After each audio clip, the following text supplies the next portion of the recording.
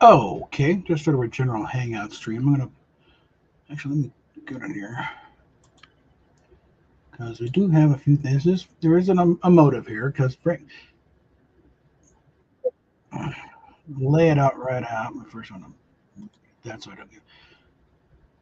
Right now, I'm in a situation where that our vehicle has died. And no, I'm not pleading for money for a new car. I'll deal with that when time comes. But for now, I need to be able to get across town and get my timesheets turned in by Monday, in order for me to get paid. Now, normally, let's, setting. I'm not going to do this. I'm not. Normally, I drive down there on the Saturday or something, to drop them off in the thing, so they're fine there by Monday. But with no car, I can't drive down there, and an Uber is around $20 each way, which is a problem because right now I'm sitting at about $16 in my bank. I couldn't even get down there right now. We're considering, looked into the thing about maybe some kind of courier service or whatever. I've looked maybe mail it down there, tomorrow, and might get there by Monday. I don't know. I'm not sure I want to trust that. I would like, just to, if folks could just, throw enough money at me that, and the links below in the description for PayPal is what really needs. Super chats don't do it because that wouldn't get to the 21st. Really need PayPal thing right there in order to get the money directly, and that way I can at least make the round trip. About $50, and I'm fine.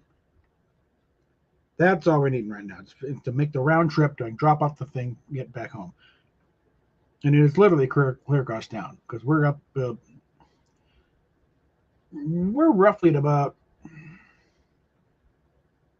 call it I-70 in Garrison. If you look at the map on there, and then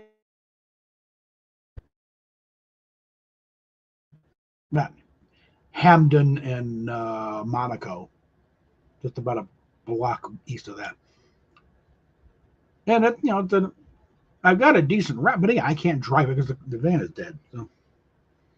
So really just needing someone to throw some money at us.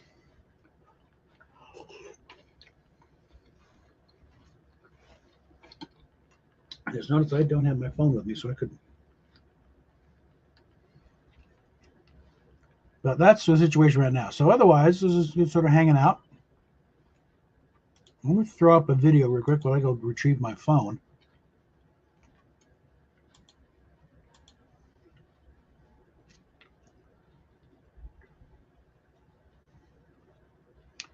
And this is a fun one. Let's go with that here. That magic day has arrived. A major studio wants to buy the film rights to your book. Congratulations. Now the first thing you must realize is that people in Hollywood are insane. It's probably something in the water. Oh wow, love ya, let's do lunch. The following is the correct procedure when selling movie rights. 1. Go to the state line. Do not touch California. 2. Have the studio reps throw you the money. 3. Throw them the manuscript. 4. Boil money for 15 minutes. Money should not be safe to touch. Have nothing else to do with the film. And now a peculiar thing happens. Even though your book was bought because they liked the story, it will be rewritten. This cannot be stopped. First by the screenwriter, who puts it into script form, punching it up a bit while they're at it. Boy meets girl, boy loses girl, girl explodes. Here are a few of the reasons it might be rewritten. Casting department. We can get Sigourney Weaver for this, but we need a part for a female lead. No problem. Rewrite. Special effects department. I've just figured out how to show a Cabbage Patch doll mutilating a herd of cattle. What pathos? Rewrite. Advertising department. The Road Warrior look is in. Put everyone in chains and leather so we can put in the posters. Trey Chic. Rewrite. Also to this list we can add the producer, the producer's girlfriend, the studio, the lawyers, script doctors, agents, camera directors, choreographers, fight masters, animal trainers, script girls, best boys, grips, caterer, caterer to the caterer, caterer's mom, etc., etc., etc. Get the idea? Then the picture is actually made. This is where the director makes his presence felt. He is responsible for what you, the viewer, see on the screen. Strobe lights on! Dancers, take your mark! Sigourney, wave your flippers, and roll them! I, Robot, take 47.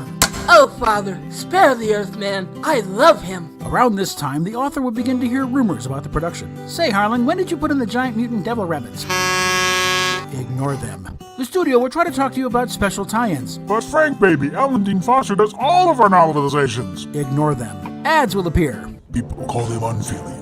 All he ever wanted was a hand. Now he's going for the gold, and no one's gonna call him nothing anymore. Lord Fowl's Bane, starring B.B. Herman as Thomas Covenant, Nicky Rudy as Lord Fowl.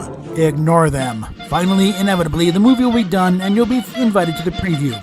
You can't ignore this, but someday you may be able to forget it. And finally, worst of all, you'll have to deal with the fans. No, really, I like the movie much better than the book. Kill them.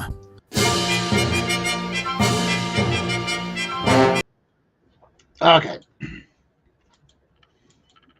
So, Daniel, okay. Now, like I said, a little bit of e-begging involved here. Because, again, just trying to raise a few bucks so I can get back and forth across town to, deliver my timesheet so I can keep getting paid.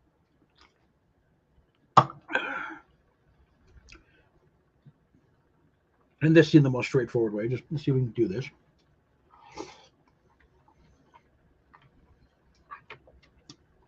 But otherwise, it's open for discussion. We can talk about whatever in the meantime. And this being YouTube, I can only do so much. But it's on Twitter now too, so I don't know what we, but the main thing is the YouTube algorithm kind of rolls out here. But I'm sending out the invite, so waiting for somebody to show up and have a little panel discussion. And make this thing a little more than just, everyone watching me eat dinner. By the way, it's kind of a pork roast I did in the slow cooker today. Came out well.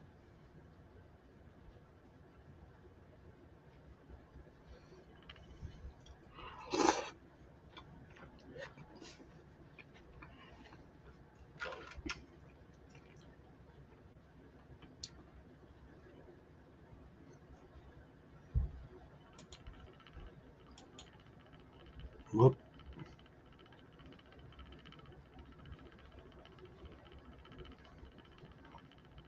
Okay. Yeah. Screensaver program I got kicked in. I'm going to shut this down. Hold on. Off there, and okay. Now the wife is showing up. All right. Only to keep you honest.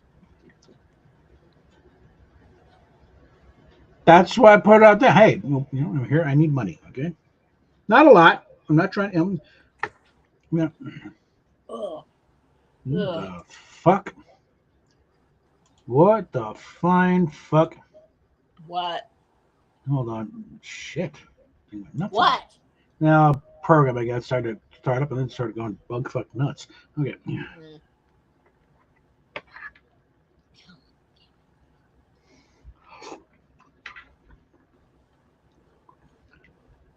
Ow.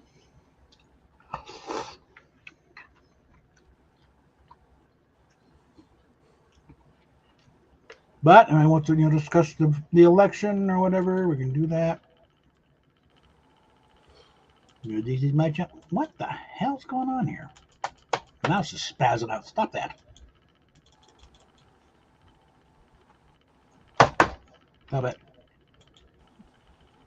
Last I checked, Trump is still holding on at 295 in the Mhm. Electoral College, and Comrade Kamala Oh, God damn it. went What the up fuck? to 226. Well, she ain't going to cross the 270s. I mean, it's already been confirmed.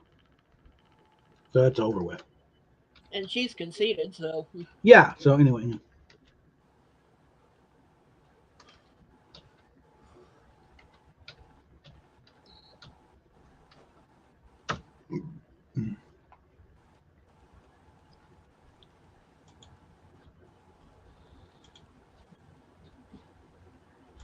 Okay, let's see what we got going here.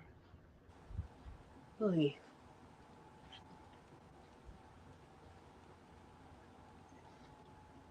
Yeah, there's the gun on Twitter with the little thing saying, "Yes, I'm alive."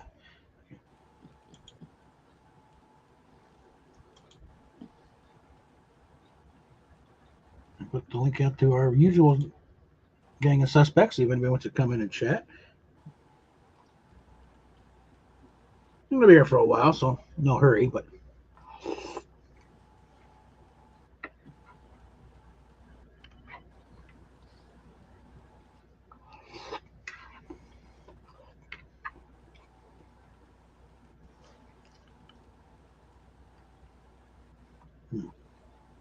let's see.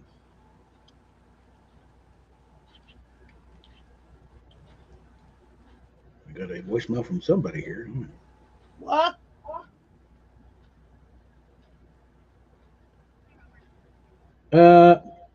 This, okay. In regards to scheduling some imaging ordered for you, you can return our call Monday through Friday, 7 a.m. to 6:30 p.m. at 720-32. Okay. What the hell is that? Well, some more, more imaging. So I'm gonna call them back.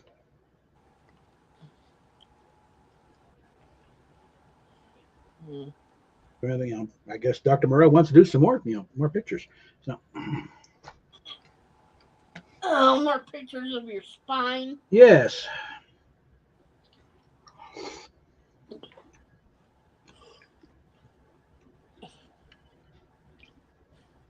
No, Which is question fine. is, how the fuck are you gonna get down there? That's the big question right now. Yeah. So,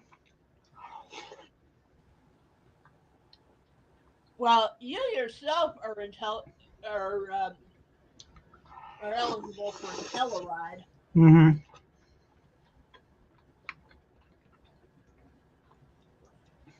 Me, because of my Medicare, I can't do Mhm. shit with that. Yeah. We'll figure out something once we get past this thing about getting timesheets across town in a timely fashion. We can worry about that stuff later.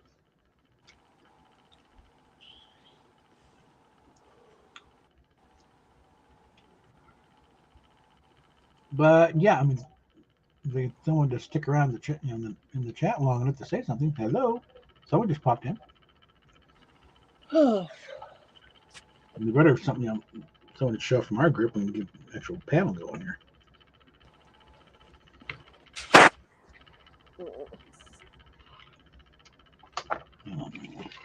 Yeah, I wish Rosetta would show up. Well, it's not. Let's put it out. Let's give it time.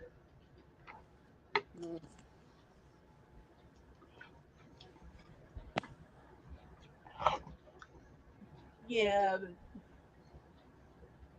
in this case,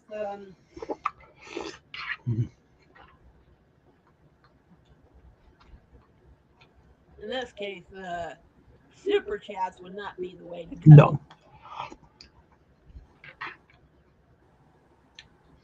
The super chats, they would do well as far as getting on towards the next YouTube check, which unfortunately at the earliest would be the 21st.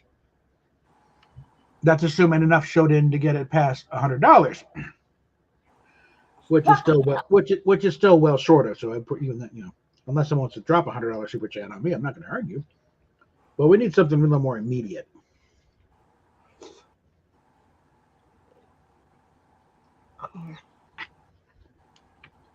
And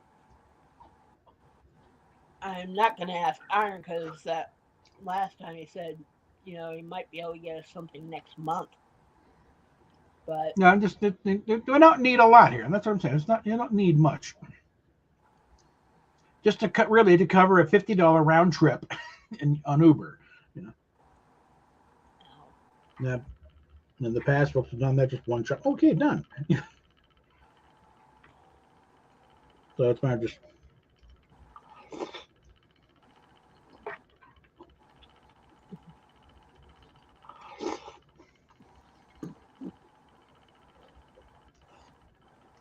Well, we've only been on 15 minutes, so let's give it a chance. What? And we have the ghost of YA Tittle come to talk to us from playoffs from beyond.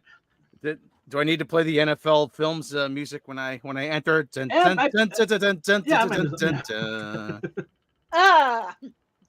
How's it? Who was that? Who was that guy who always hosted NFL films? I'm forgetting. Harry Callis. No, not it's another guy. I know who you're talking about. I just can't remember. Yeah, Bob Sable. Yeah, Bob that was Sable. it. Ron Sable. Bob Sable. I knew it would come to me. See, my memory isn't totally gone. Mm-hmm. Whoever the narrator was, the frozen tundra of Oakland State. On the frozen tundra of Lambeau Field. What is this? How are you good people doing? Oh. Let's see if I can turn up my mic a little bit. Keep forgetting to put that up there. There we go. So Yeah. just tweak it. So my freaking back's been hurting me the last couple days, so I just been. Yeah. I don't know what's going on. I think I might just have a pinched nerve because of the mattress. Yeah. Because it starts between my shoulder blades and kind of radiates down to my left elbow. Yeah. Yeah, something I've learned the hard way. Because that's what I figured my whole problem. It's been picture because we work focused so hard on scanning the brain area that there's nothing going on. Nothing going on there. No leads really. Didn't bother to look further down. Yeah, just south of the brain. Yeah, it's section between C2 and 7. When you get to they're all a little squished. That's your problem. That's your problem right there. When you get to my ass, you've gone too far. No, they made a point. No, it's getting the entire spine here. The one to see how it's doing after the car crash, because supposedly it looked like the San Andreas fault system after that. But C2 through 7, they're all a little compressed on there. Below that, they're perfectly fine. I got but I figured that's probably the source of all the problem right there. Okay.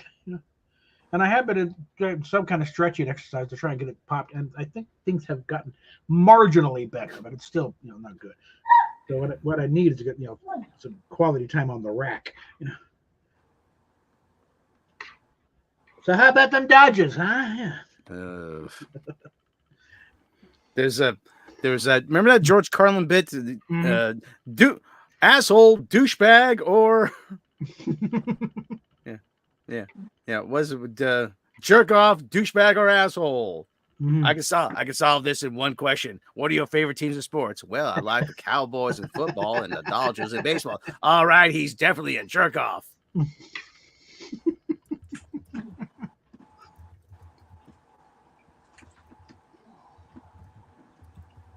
I was a Dodger fan growing up, so and then of course.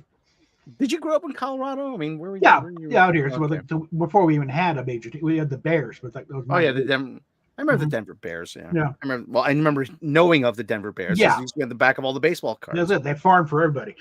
They farmed for the Yankees. They farmed for the Dodgers. They farmed for the Montreal. Montreal was one they stopped farm for a long time, and that's we always had a big minor league hockey presence in New Haven. Yeah, and I tried to start something a while back to have the name change to the Denver Bears, because the Colorado Rockies, they picked the name of a failed hockey team that we had. Yeah. Really? Okay, yeah. They're the New Jersey Devils now. Yeah.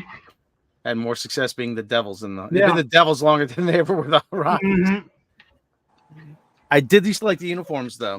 Yeah. Nice colors. Yeah. When I was checking the IDs of the beer bar at the stadium, I did see one guy in an old Colorado Rockies jersey. Oh. That one with a mountain in the color. One, I found a website that sells a lot of defunct we call vintage jerseys, but it's all a lot of defunct teams. Actually, the Rockies are one of them. The old New Haven Nighthawks, New Haven Blades are another one, which I have to order a jersey. Yeah. Yeah, the short-lived beast of New Haven. Yeah. Now, once in a while, on my YouTube searches, I have for Denver Bears stuff, and the Don Larson Bears jersey comes up. So, okay. We had this thing, the mayor who wasn't this big sports fan. Well, he claims, we used to say to all his people, just come out and admit he hates sports. Oh no, he doesn't hate sports. He's a Mets fan. Oh, so it's worse. He hates himself.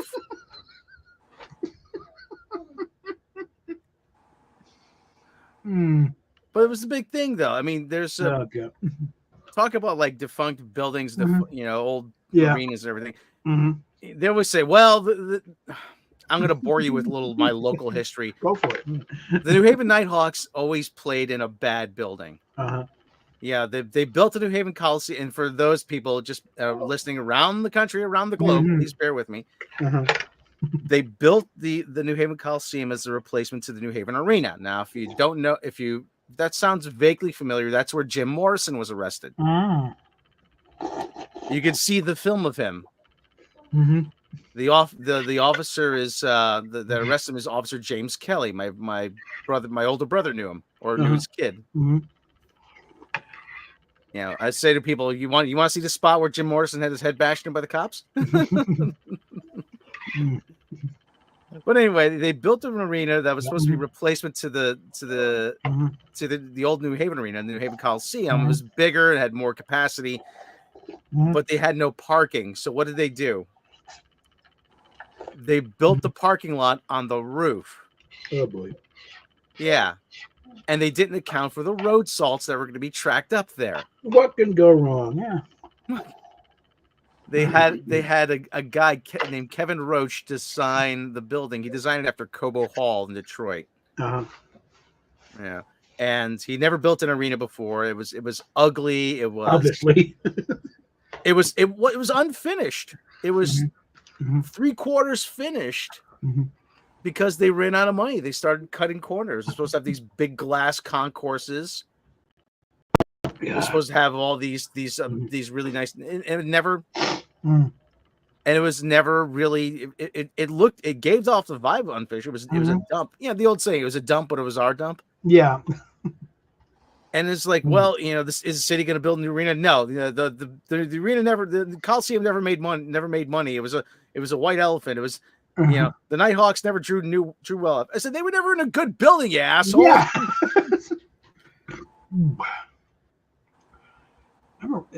We had a minor league hockey team, the Denver Spurs. It's like the logo is like a cowboy boot with an ice skate. I think that was the WHA. Yeah, they played the Denver Coliseum. But that was fun getting in there. They actually had in the New Haven Coliseum. They actually had to suspend nets over the sidewalk to catch the falling concrete that was deteriorating. Oh boy! I'm like, we can't just remove the top the top levels of parking and then just no. It was a parking lot for 50. It got torn down. It was a parking lot for 15 years, and now it's a mixed use development, which means it's going to be $3,000 a month rents for the Yale students. I hate this. I swear to God, I say it all the time. I really do hate my hometown. I really do. Can you just allow me a little bit of catharsis? I really do hate my hometown. I've seen things that any other place would have bent over backwards to keep, and they would have bent over backwards to say. And New Haven has just said, "Go fuck yourself." A guy drops a baseball team in the city. He spends $3 million of his own money for an expansion Eastern League team, and we say, "Go fuck yourself."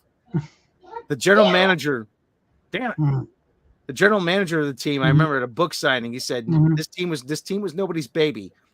They played in. They were called New Haven Ravens. They played in West Haven in a stadium owned by Yale. Bob. What? I just need a quickie real quick. I'm not going to touch that one. Back in a second here. Okay, if I could I'll just cathart to the open air here. Listen, I made a lot of good friends. I made quite a bit of money working at the Yale field during home games. I was at every home opener for 10 years. 10 years. I bought merchandise, and like there's been this. I was wearing brown underwear, and I don't keep track of this shit. is wrong with you? Yeah, wrong with it. I'm going to keep track of this crap all the time. Yeah. Okay. I went to every Eastern League opening season. Opening day. Yeah, I went to every Eastern League opener for 10 years. I was pouring beer there, but I was at every Eastern League New Haven opener for 10 freaking years. And the team pulls up stakes and moves to Manchester, New Hampshire. Yes. Yeah, I hate. Yeah, I knew. I hated being underneath those grandstands when the people started stomping, but at the same time. Oh, well, the stadium's not the issue. The team's terrible. Well, the team won the championship. Yeah. And they still, yeah. Well, we're not going to build a ballpark. Why not? And you're like, oh, I'm going to build what do you say? They spent 25 years. Yeah. Let me tell you, this is the type of town I'm from. Yeah. They spent 25 years building. I think even longer now. I think it might have been 30 years building this thing called the Canal Dock Boathouse. It sits on a platform overlooking the harbor. The concrete is already cracked. It floods, and nobody can give me a straight answer as to what is its purpose. Well, it's a meeting place. What does it do? Well, it's a place for people to gather. What does it fucking do? Yeah. Does anybody actually gather there? Well, you can rent it out. So it's a glorified banquet hall? Pretty much. No, you spent $43 fucking million building that over the course of 30 odd years. And meanwhile, and I'm gonna wax nostalgic slightly about where the place where I just escaped. Henderson, Nevada has an arena that they built in 2 years for the same price. Yeah. And it's nice as fuck. And I just keep saying, fuck, New Haven could have this. But it doesn't want to. And it's perfectly fine not having anything. It doesn't have shit. Yeah. One of the things of building a good team is you have to have a place where players want to be a part of that team. Okay? Yeah. Broncos had a hard time getting played because they played in shitty. Bears. Before it was My Life Stadium, it was Bears Stadium. Yeah. It was only the lower part of the bowl, south, and just trying to think. The north and east stands. That was it. Okay. It was built for the Bears. It was originally the city dome. That was real fun because when they did the groundbreaking, they hit a gas pocket and they had to evacuate the area. Oh God! Ain't got nothing on the Meadowlands. Yeah. Just hey, here we are. This is a new stadium for the Bears. Put the shovel in. Oh shit! Yeah. You ever hear about Centralia, Pennsylvania? No. It's a town. It's not a town anymore. There was they used to dump the garbage in an open pit and burn it, and which was next to a coal mine. Oh dear!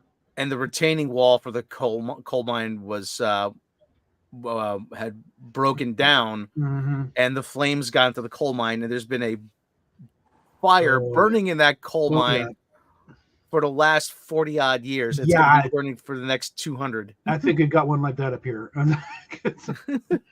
Yeah, a coal mine catch fire. That's it. You're done. Okay. Yeah. There's like never getting in there. Yeah, I mean they had to abandon the town. The only thing that's left is the church. Yeah, it's what Silent Hill is based on. Yeah. But think of Bear Stadium when it's like the facilities was such you could look over the lockers into the opposing team's locker room. Oh yeah. That makes it kind of hard to talk strategy during halftime. When the other side is why is it so quiet? They're listening. So that's when Lou Saban came in as the head coach. No, this changes right now. Okay, finally got the things finished up rapidly.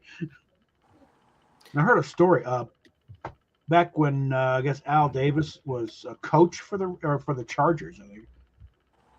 And Goose Gonsolin was a player with the Broncos, didn't recognize him.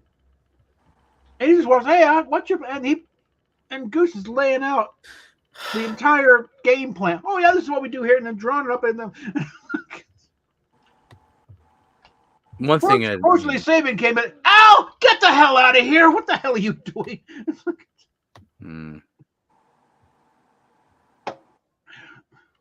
Yeah, I mean, I could, like I said, I could just talk all like defunct sports, all for ages. One of the you probably remember the old days of the old rickety wood minor league stadiums, the rickety wood grandstands. We had one of those for years. Oh, that was the before Bear Stadium. It was Merchants Park at about, I think it was, again, this is all research because this is like 1949 when they built Bear Stadium. So, but Merchants Park at about Broadway and Exposition. If you want to look at a map of Denver, there's a shopping center there now, but it was an old rickety wooden thing. They played. The Bears played there for probably the turn of the century. You know what was actually, when I was in Colorado, it was a big thrill for me. I went to all the I tried to go to most of them, the locations where they filmed the movie Sleeper. Okay, yeah. Yeah, there's the weather station. Okay. Up on Mesa Table. Okay. Table Mesa. Table Mesa, yeah. Well, yeah. Scratch that, reverse it. All right. Did you see the Flying Saucer House? No, I didn't get a chance to see the Flying Saucer House. It's right off. Just you can see it from I-70, but it's better if you're not driving. Okay. Because you got to be able to look over it, but it's still there. It's private residence. Oh, that guy paid big bucks for it. The guy, it sold recently. It's like, let me see if I can pull something up here on that. Paid like $1.5 million for it. Yeah. What's kind of kind of awkward now is that the city has grown up so much, because it was a little further outside of town at the time, with the urban sprawl. When I was out there, we drove past the Coors Brewery. Yeah. And there's that whole development that's down around the brewery near Golden. Mm-hmm. And it's just weird. Like, you could just tell there was nothing here at one point. It was an old town. It's an old mining town. Yeah. Yeah. But you could tell what all the new houses were. Yeah. I did kind of like Fort Collins. Fort Collins still had that old kind of that turn of the century West feel downtown, at least. Well, trying to think. Main Street Disneyland was based on Fort Collins. Oh, okay. Back in the day. Now here we go. Yeah, there's the Woody Allen house. Oh. But it's like, you can see it from the highway. One thing 70. One thing that remember, I sent pictures of the weather station up by Table Mesa. Mm-hmm. And my brother asked me, "Did you see the nose?" He said, "Yeah." I told him it was running. Okay, here I'm gonna pretend I have a nose, and I'm gonna run and throw it on your steamroller. Mm-hmm. Okay, have you seen the? Never up to this, but it's there from the freeway from. Bob? What? I was talking. Yeah, and I was talking too, so you interrupted me. No. Anyway, what a view! Holy cow! Oh God, yeah. Anyway. Mm-hmm. Have you seen the Stanley? Oh yeah. Oh yeah. Oh yeah. Oh yeah. That was actually really nice. I stayed there one it was an easier reach for them to go to the Stanley than it was to see this joint. The Stanley's. I recommend people, if you're going to go to Colorado, stay at the Stanley at least once. Yeah. Just for the experience. And if you're into ghost hunting, that's a good place to go. Actually, my father-in-law took us up there one year for my birthday. Mm-hmm. There's one thing. This place has no flat walls. Everything's curved. So good luck trying to hang something up there. What? That Flying Saucer House. Mm. But it's also become enough of a landmark. It's like there's been a few moves. Well, should we just tear it down? No, it's a tourist thing. People love driving by and seeing it. A lot of the other stuff is gone. Just kind of reassuring to go up there and drive by. Oh, there we go. That's a sleeper house. Yeah. That's actually the same movie as his second movie, Bananas. Except set in the future. Uh-huh. Okay, like find that Volkswagen in the cave and it fires up. They really built these things, huh? Oh, look at this. New York Times for 1990. Pope's wife gives birth to twins. Roll the thing off a cliff and it just sits there and floats in the water.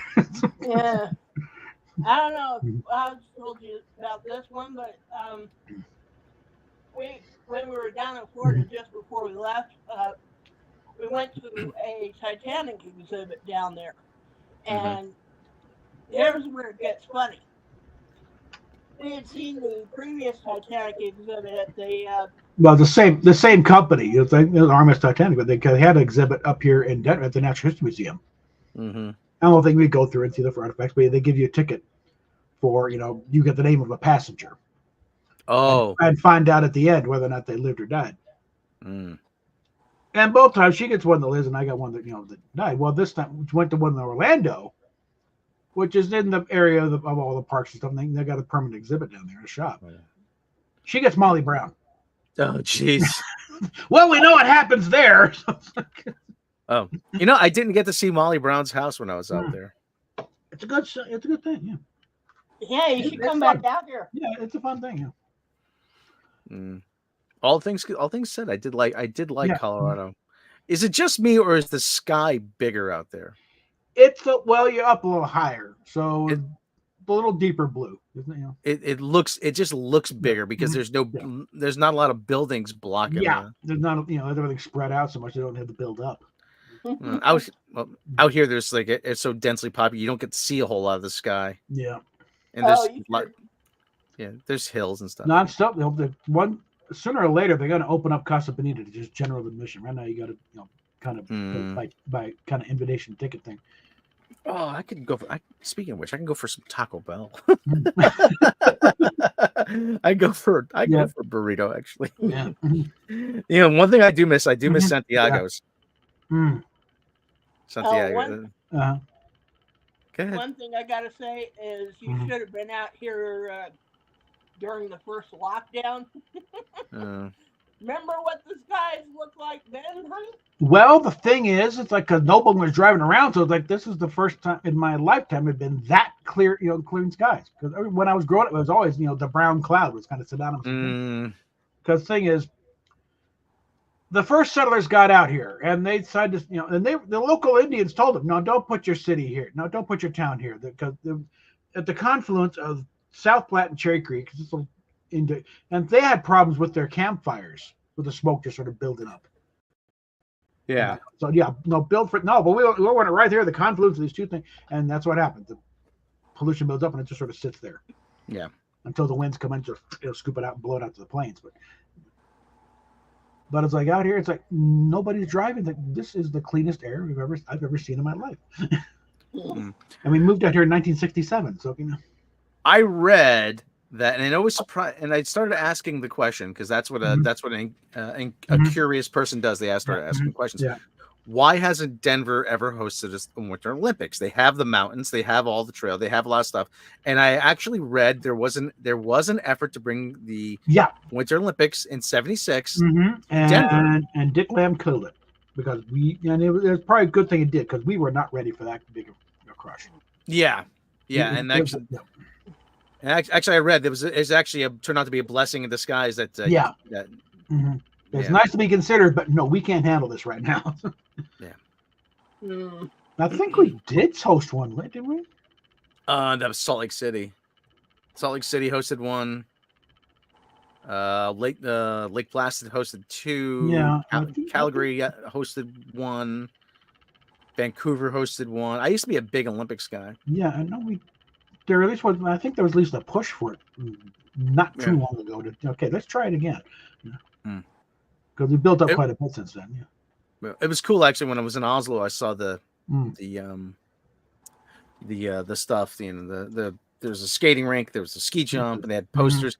Oscar Mathewson was the big speed skating hero. There was a statue dedicated to him. So there's a statue of Sonia Henney. Yeah, she looks really happy. Probably just won the medal. Okay, probably. Like, oh, look at her. Okay, so we got Cortina da Palazzo Beijing, Cortina's going to host it again, I think, pretty soon. Sochi, Vancouver, Turin, Salt Lake City, Nagano, Lillehammer, Albertville, Calgary, Sarajevo, Lake Placid, Seafield. I met a guy in Norway when I was out there, and I said, "Yeah." He said, "Not for nothing." He goes, "I've always loved the Norwegian people. The people, everybody's just so friendly." And during the Olympics, when Dan Jansen, the speed skater, the tragic story of him, when he finally won his gold medal, you guys cheered for him like he was what your own native son. And the guy goes, "I was at that race." He goes, "You wouldn't believe that was," because you thought that was good on television. That was exciting to see in person. And yeah, I said, you guys cheered. Like, oh God, it was so great. And I remember the cross country skiing going through this one guy's literally through this one guy's front yard. He lived in this little house up on a hill, the cross country skiing. And they asked him, aren't you inconvenienced by this? He goes, it's 2 weeks. What do I care? He goes, they come, they go. He goes, look where I live. I'm glad to share this with everybody. So the Norwegian people I've always had great admiration for.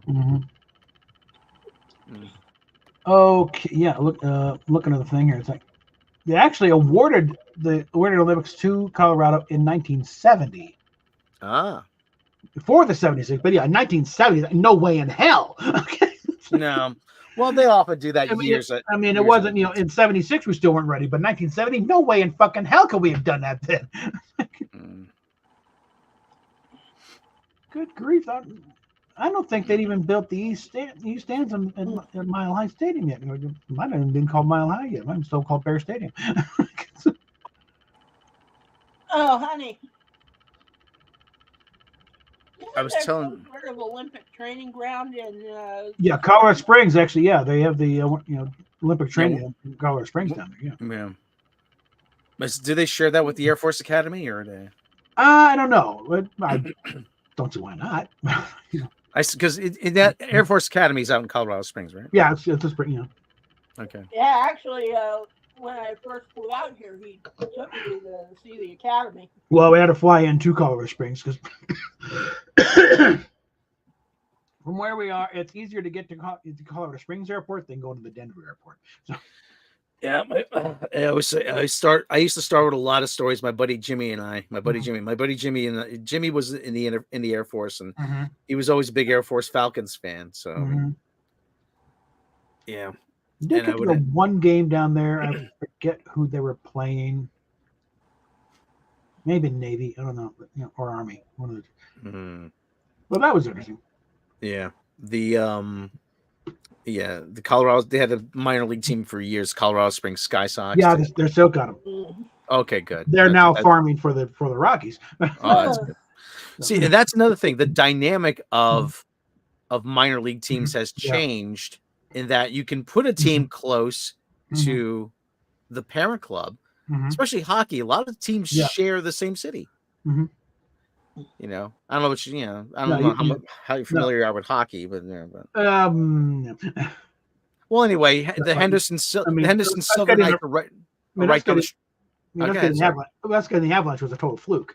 Yeah, they were just put a bid in to say, "Hey, we want a team." They're hoping for expansion. Oh yeah, fine. What? What? They're moving here. What do you mean we won? Holy shit! Now we won a contender too. Oh, that was a good team that came over from Quebec. Yeah, and the Nordiques came, and also said no way we would have gotten Patrick Waugh if the Nordiques were still in Canada, because he's playing for the Canadiens, they're arch rivals. Honey, that. Bob. What? I was just gonna say, Sean Duffy and Rachel Campos Duffy have a nephew that has been playing for the Avalanche. Oh, okay. Oh, that's awesome. Right. Yeah, he was on Fox News one time, and apparently he had forgotten to put in his dentures. So Oops. Oops. Yeah. But yeah, it's like the Avalanche signing Patrick, well, it would have been like the Broncos signing Kenny Stabler back in the 70s. Yeah. It's like, not what I have. I wonder if I should grab a drink. Oh, there is there's a video on Prime Video about the restoration of Casa Bonita that you got to see. Okay. Oh, there's a few things, yeah, but I was just blown away. It's a real place. Yeah. I couldn't believe it. Really? Yeah. Really? That's kind of disappointing. I got back and it's closed. It's, oh, damn it. Partially because of the lockdown, but also it's like, they're just not sure what they're going to do. Because it's not the first Casa Bonita. The first one was like in Oklahoma City or something. There was a few others that cropped up afterwards. So this is like the second. It's the one that kind of stuck around. And the South Park episode certainly helped.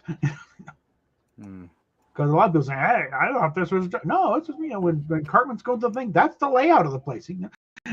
Yeah, now they have it's called the Cartman seat. Yeah, they get that little one of it's there's one table is kind of overlooking the pool in the area with the pool with the high divers, and they got a little statue of Cartman at the head of the table.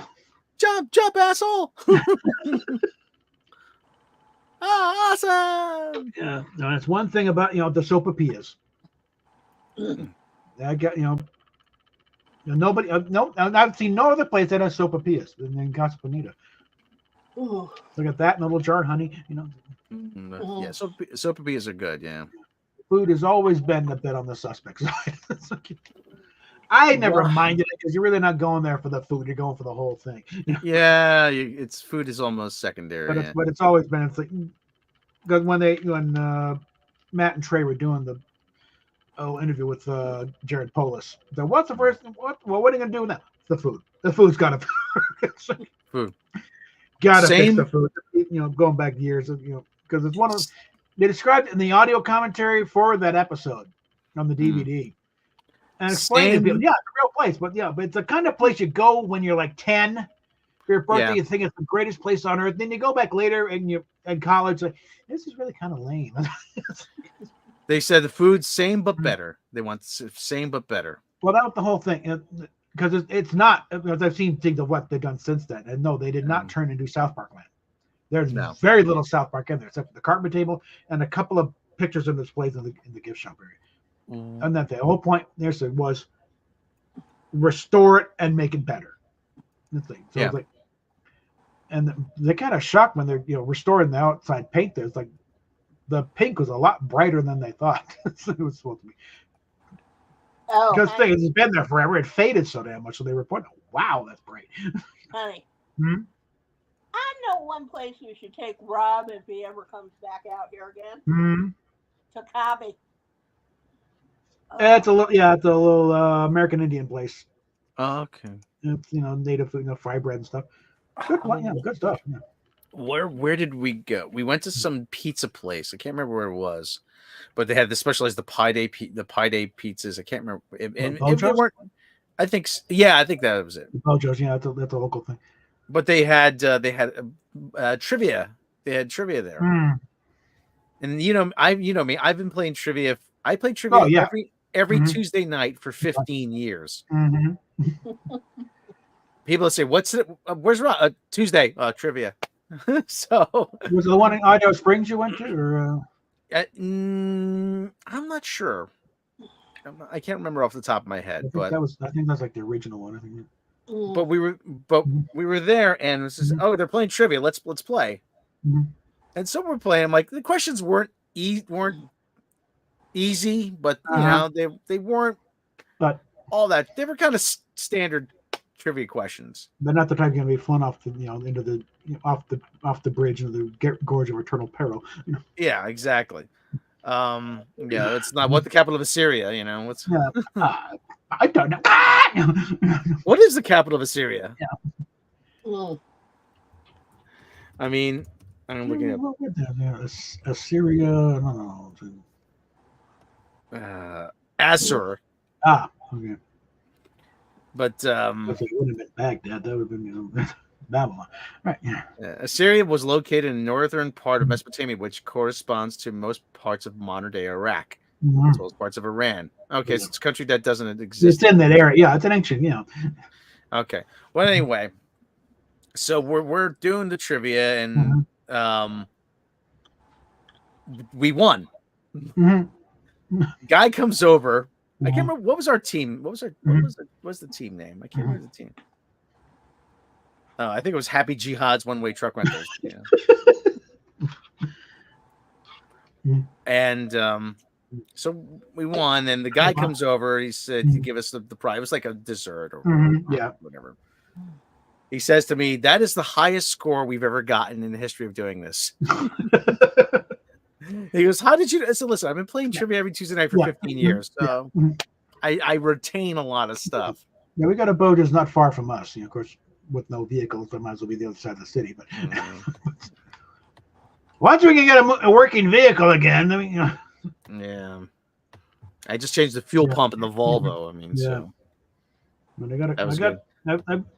bookmarked a couple of Ford Escapes on Carfax for about $4,500. So okay. So we can just get the bank to come through with a little loan. Come on, I've had that account longer than you guys had.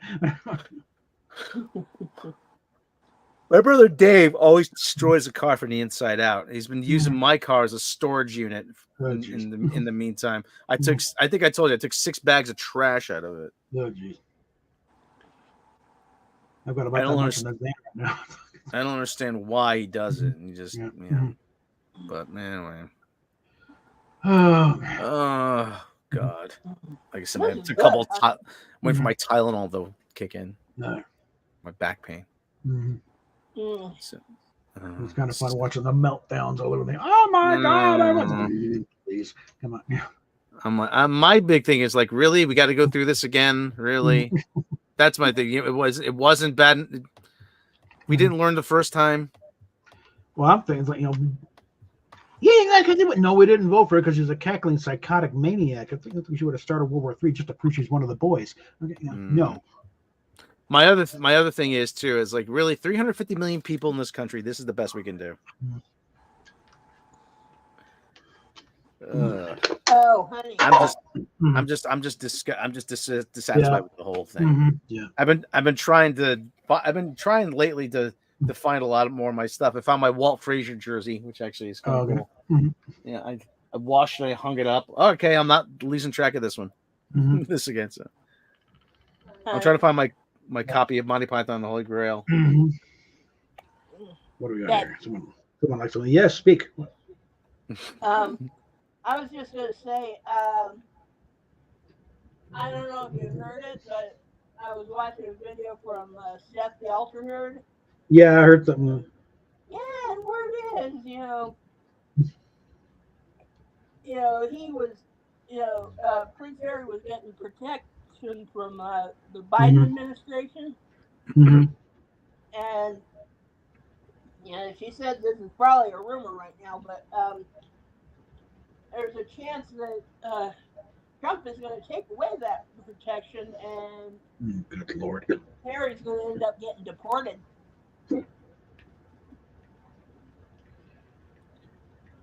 Okay, I'm gonna get something. I'm gonna get something to drink, and I'll be right back in a couple minutes. Okay, let's see what I got. No, I think I got some Red's hard cider. All right. Now, what was that? Secret Service protection? No, visa. Oh, revoking his visa? Oh. Yeah. That's right. I don't think so. Yeah, but Steph usually calls him. I mean, she's either saying she doesn't know for sure, but it could happen.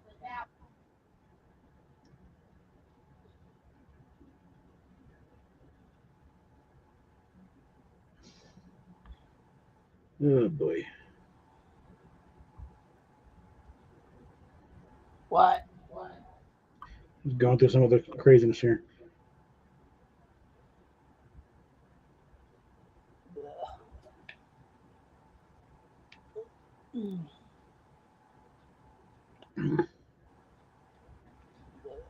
Okay. Put this aside. Oh. Ow. You done with your dinner in there? Or? Actually, I was going to ask you if you wanted to finish off the rest of the meat. Well, give me a minute. Hold on. What is that? All right, you can do it. Oh, God. Oh.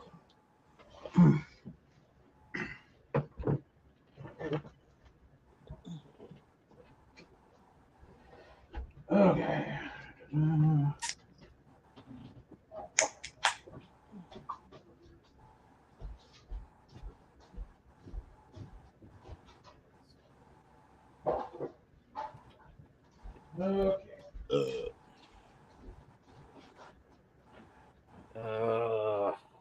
And back. Oh, dearie. My headphones on here in a second. Yeah. For fuck's sake.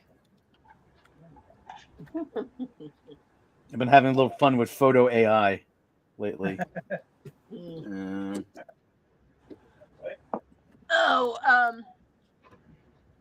just watched the most recent entry in the Alien franchise.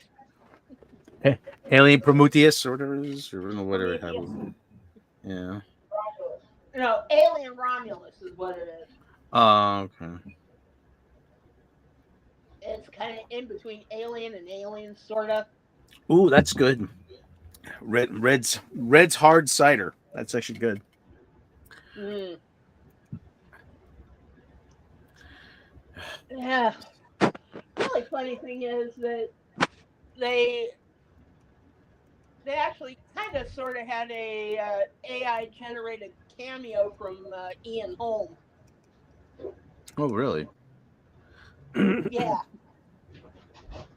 They basically used some old stock footage and voice samples, to make him into this character in Romulus. And apparently, this guy in this movie was just like Ash, total asshat. I just I lost all interest in that franchise. It's like no, I don't care. Aliens. It was like one good movie and one really good movie, and that's about it. Yeah. I mean, there's certain movies that don't need to be franchises. No. And they totally dropped the boat. Alien versus Predator. Just do the comics. What the hell's the problem? Okay, follow the thing in the comics. Mm.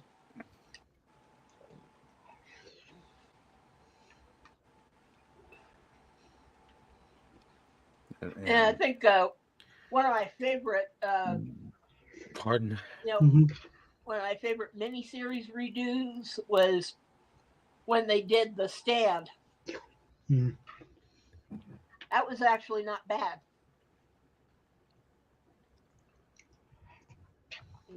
The acting was good.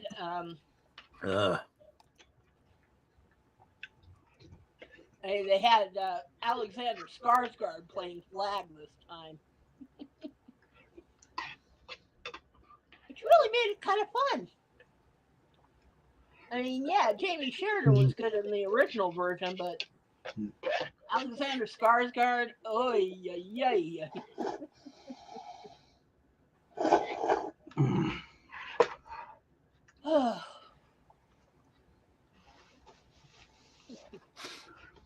You're just happy because you got to see his ass. Well, that too. Yeah. But he is genuinely a good actor. Yeah, and you like seeing Amber Heard meet a rather grisly end. That too. Falling from a very high line. Basically, she kind of proved the whole thing they were talking about in the 9/11 documentary. Seeing people jump from the towers and then like kind of turned inside out. Yeah. If anything, they kept it kind of because they still need a piece of her head to be recognizable for the big shot scene. But yeah. That's a thing now, and you can't show women die in movies now. A lot more. No, I shouldn't say that. a lot of people aren't willing to show them meet their end because they'll be labeled misogynist. Well, Oh, you should. Although in Amber's case, we'll make an exception. I mean, when Amber Heard bought it, oh my God.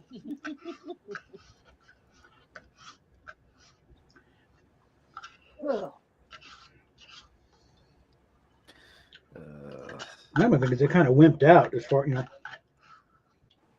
What? on how graphic they would have gotten. Like extreming, okay? If you're already dropping F-bombs left and right, you can show stuff, okay? They could have gotten all freaky naked, with Amber Heard and Heather Graham in there, and I thought, nope. I think they were also trying to keep it clean enough in case they decided to actually broadcast it. Well, run on CBS proper. Like I always say, if you let me make a movie, I'm gonna fill it with as much drinking and smoking and gambling and gratuitous nudity and sex and over the top violence that'll be hailed as the greatest movie in history of cinema, or it'll be a complete and total abomination. Yeah. That kind of reminds me. One of my favorite episodes of CSI was actually directed by Quentin Tarantino. That was the best episode ever. Well, that one was because he had directed an episode of ER a little bit before that, but it really hadn't much to do with the story. It was just the fact that Quentin Tarantino was done ER. But with CSI, he was really into the it was while they were setting up that they turned into a two-parter. Because he's about as geeky on CSI as like we are on Star Trek. Okay, he was telling stuff the cast had forgotten about. I don't know if you've ever heard of it. Have you ever heard of a series called Final Space? I think I'd heard the title. That's about it.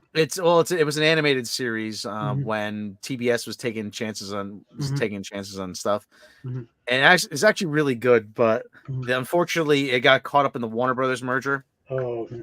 And it got written off as a tax write-off now. Oh boy.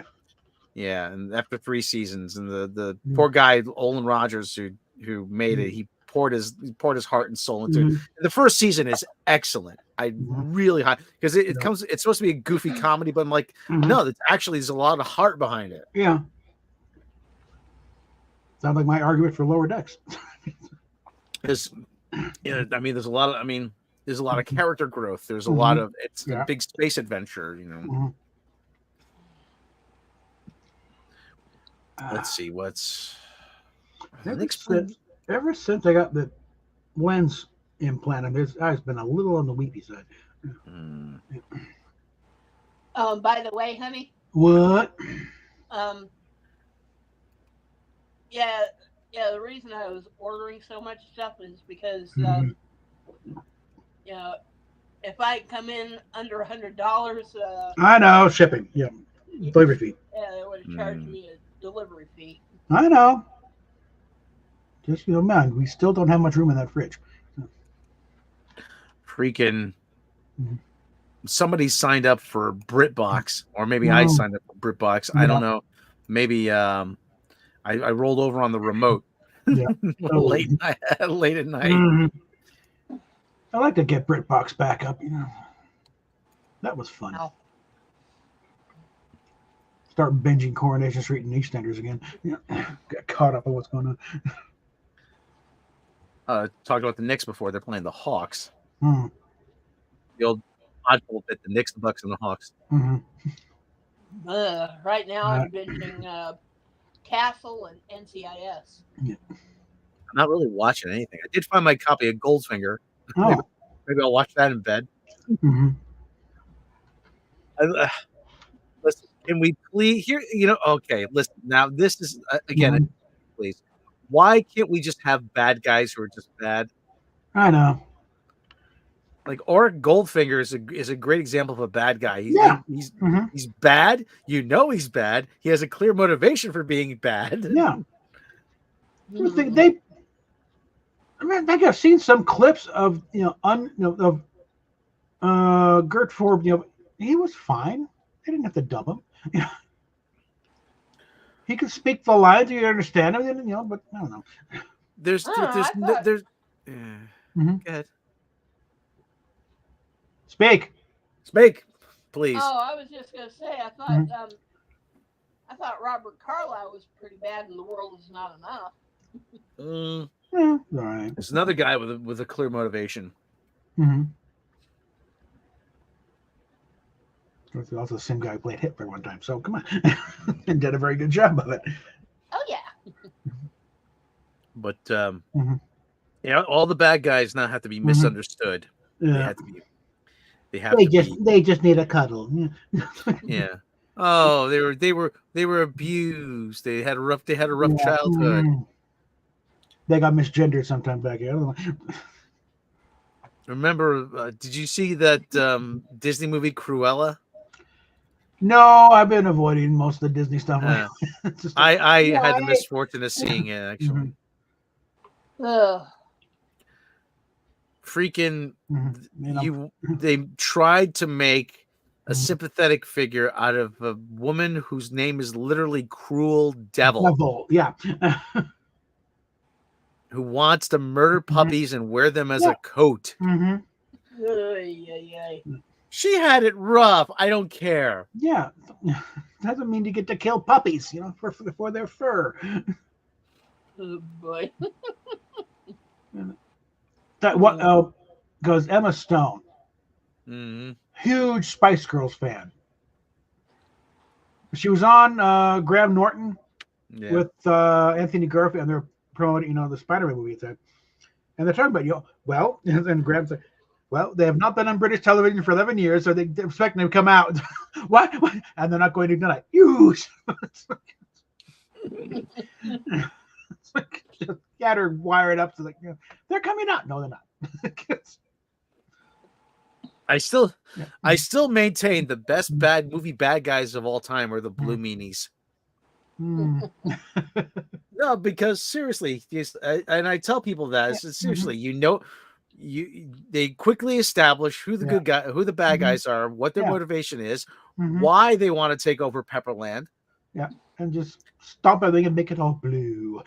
Yeah, today Pepperland goes bluey. And you don't feel bad when they're defeated. Yeah. Yeah. When the head meanie goes in, starts coming up on German. I'm going to rip you the tiny little pieces. Oh, he does he? Yes, I'm going to make a booberg out of him. I think one of my favorite Max, where shall we go? Where shall we go? Argentina. Yeah, one of my favorite Bond daddies from the Pierce Brosnan era was Alan Cumming. I love that guy. I'm invincible.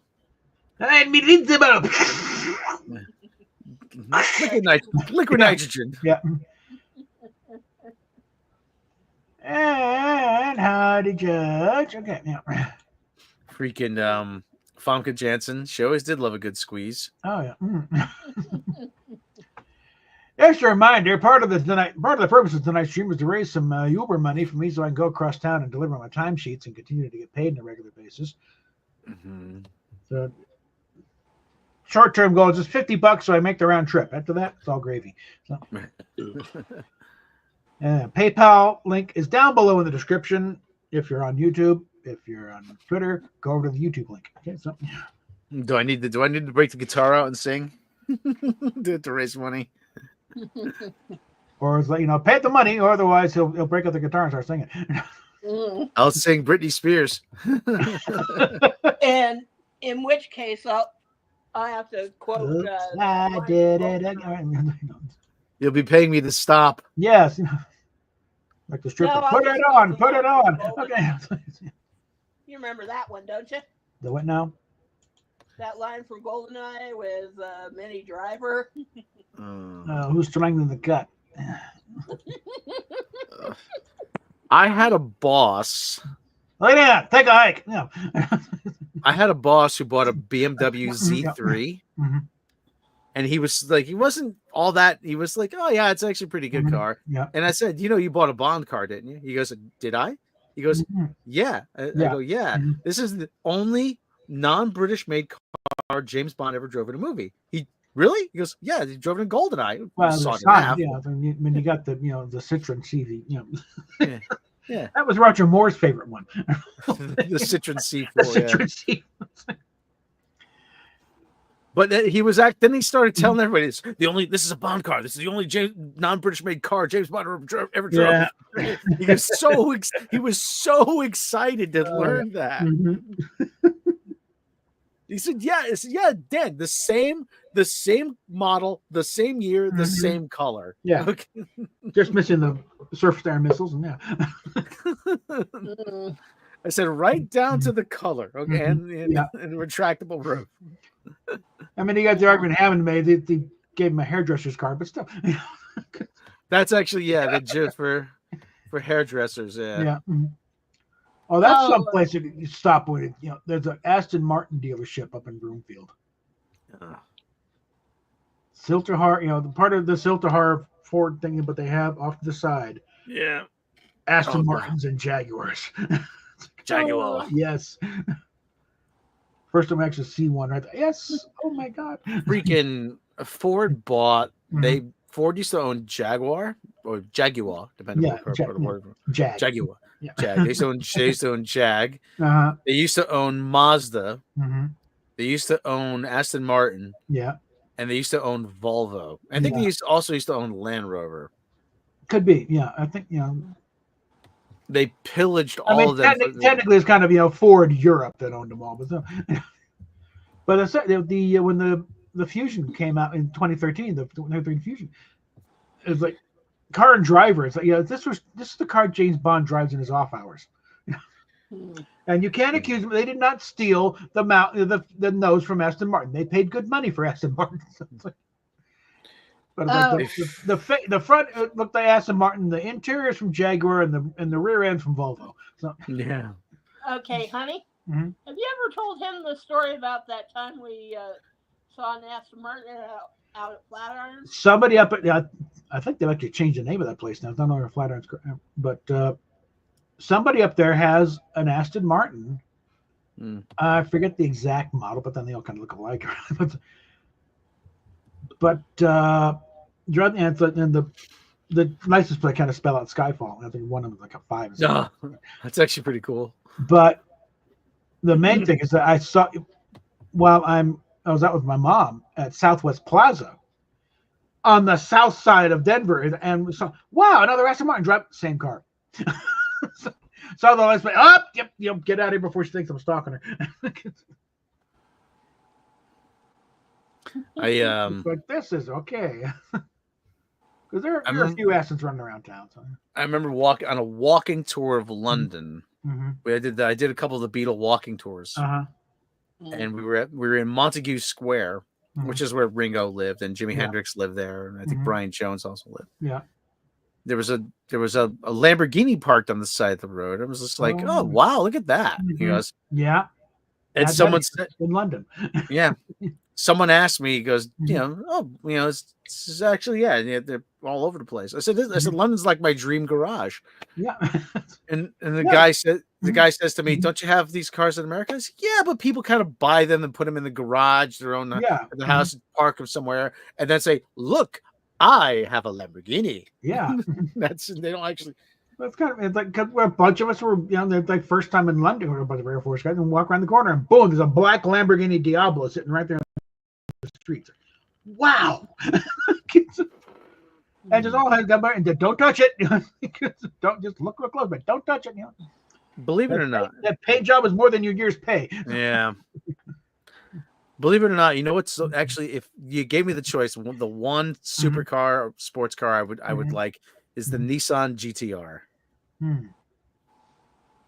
That is an absolute beast. Yeah. I've seen them driving down the road. Actually, like they're actually really, really cool. When I was working at Orlando International Airport, driving rental cars back and forth, They wouldn't let me touch the real supercars type thing. They had Aston Martins and Jags, but Yeah. I was able to drive the SUV versions of Jaguar and Maserati. Oh, okay. For some reason, there was talking about a loophole. Oh yeah, you can drive that Jag, but not that Jag. Okay. Probably because of insurance purposes. Probably it's just the fact that one of them is a real sedan, but with the F pace, yeah, fine. So that was fun. Very nice because you have the turn dial transmission thing. Just turn the knob in there. Oh, and you turn it up and it's flush down. The Maserati was also very nice too. I'm looking at the Nissan website. The GTR is not as expensive as you'd think. Mm-hmm. I know, yeah, it's when I say only, yeah, but yeah, $120,000. But as a supercar goes, that's actually on the lower end. They realize starting at so if you got money to buy that, you're not worried about it. I think there was one Aston Martin. I think maybe the Vantage from years back that they made so many of them. It's kind of like when Rolls kind of overproduced one of their models. It's like suddenly it's affordable. Did you being driven by people who do not belong driving a Rolls? It's a nice car. Do you remember that episode of Top Gear where they had the supercars in the 70s? I owned a supercar for under 10 grand. And and they were all pieces of junk. They really were. Because Richard Hammond bought a Ferrari 309. He says, that is not a Ferrari, that is a George. You bought a George car. And he's just like, yeah. He goes, underneath the car is a subframe which holds everything together. And it's made entirely of rust. I think it was like the Dino. That wasn't even a full-fledged Ferrari. It was. He's just like, how can he say it's not a full-fledged Ferrari?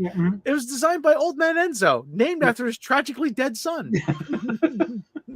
Which reminds me, honey, what? We still gotta watch that movie one of these days. Which one? Oh, the Ferrari. Okay, yeah. Old Man. Old Man Enzo. Old Man Enzo was a real character. Do you know the story about Lamborghini, about them making tractors? Well, matter of fact, when Jeremy Clarkson started his farm, he made a point of getting a Lamborghini tractor. Well, and I forget because there's a big protest coming up with farm because they're screwing the farmers big time in right now. So I forget you could support, and they show the tractors rolling on Westminster. Going to be dumping manure. Would you support this? The only thing missing is Clarkson leading the pack with his Lamborghini tractor. The story goes that, and this is always great. This is a very, very Italian kind of story. That Ferdinand, Old Man Lamborghini, he was a tractor salesman. He was trying to buy a Ferrari, and Enzo wouldn't sell it to him. So it's okay, fine, fuck you, I'll build my own. Actually, yeah, pretty much. And somebody had a Ferrari, and the clutch was bad, so he took the clutch out of the tractor, and he put it into Ferrari. Then he said that, then he went to Enzo and said, "Look, I fixed your car. Now you're gonna sell me one?" And old man Enzo said, "Get lost." Yeah. And he said, "Oh yeah." He goes, "What? Yeah. What are you gonna do? Start your own car company?" He goes, "Okay, we'll see about that." Already building tractors. We're already halfway there. He started the car company out of spite. Yeah. Well, the fact that it came up from a tractor manufacturer kind of explains why the transmissions are always kind of like Victorian steam engines. Big, heavy clutches. Yeah. They had the place used to get. No, go ahead. And style-wise, I'm always more inclined towards a Ferrari. They look more comfortable and easier to drive. The place I used to get my the Volvo worked on, somebody used to bring in a Countach every in once in a while. Yeah, they would push it into the repair bay. Really? Yeah. Well, I don't know why, but Lidl is it still? It should still be there. Lidl Motors. They do good work, but he wants to fix everything. Yeah, it's still there. Yeah. Great. They do great service, though. They do absolutely great service, but It's not a plug for Lydell. But no, we're not sponsored by that. We'd like to be. Sponsorship opportunities are available if anyone wants to throw some. But they like I said, he's a great repair shop, kind of like a European kind of repair shop. Yeah, he wants to fix everything, but he's kind of pricey. But you're when he fixes something, he fixes something. Yeah, it stays fixed. Yeah, exactly. Yeah, and it stays fixed, and it was always a quick turn because I used to work literally right down the street. I used to drop the car off in the morning and then walk to work, pick it up in the afternoon. I'm like, you couldn't get more convenient than that. Do you recall, let's see, the Top Gear special, the worst car in the history of the world? It was Jeremy and James. Richard was not a part of it. Yeah, North Haven Volvo Repair and Service. Lydell specializes in Volvo repair and maintenance. Yeah, there's tons of them out in Hamden, out in the little suburb. Yeah. But they go through this thing of like, and they just started off the criteria. It's like, no, we're not doing bad cars. If it's a company that just doesn't have the capability, that this is the best they can do, no, that's not there. We'll excuse them. What makes it a worse car is if it's from a company that should know better. Yeah. That's where they started getting in. And you get Lexus and stuff. And they're like, this is a horrible car. How could they do this and charge this much of this horrible? And I forget what it was. I think it was a Lexus they finally settled on. And they Lexus is all Toyota parts at least. Yeah, it's just I like the avionics package on there with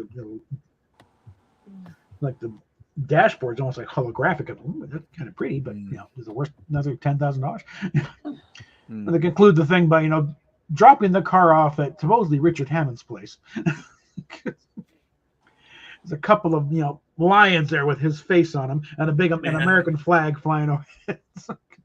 One thing is that and they drive off on his Mustang, which they just start with the bed, handle of a teaspoon, because it's. They always asked. Clarkson always asked, "Why can't America build a good car?" I'm like, "No, we can. We build good cars. Just we build them for Toyota and Nissan and and for Honda. We can't just." He kind of settled on it when they're doing the thing with. I think it was.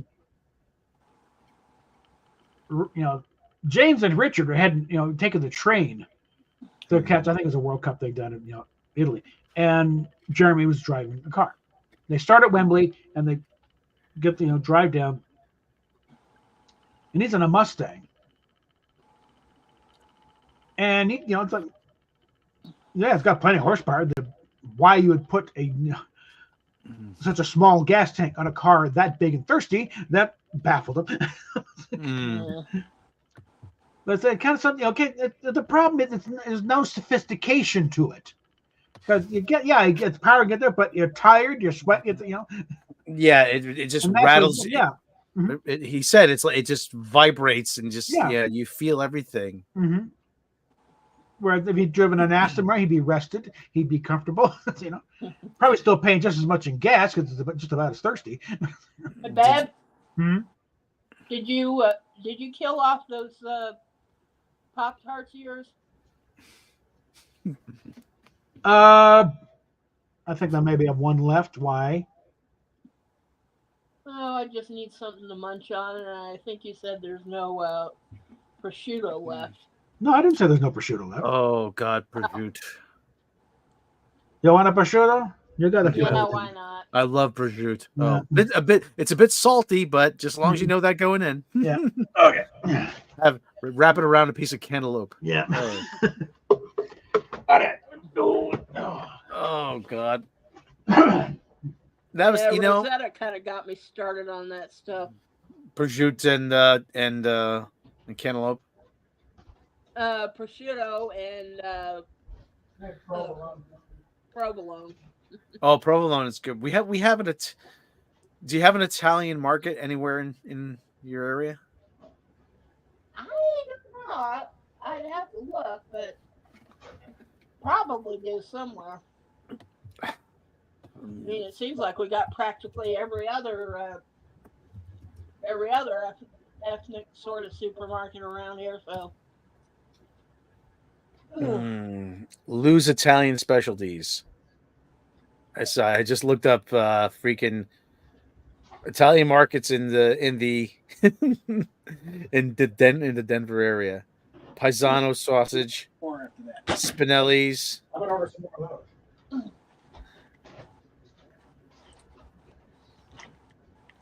We haven't, I always tell people, try to find, if you want to eat some good food, try to find an Italian market in your area.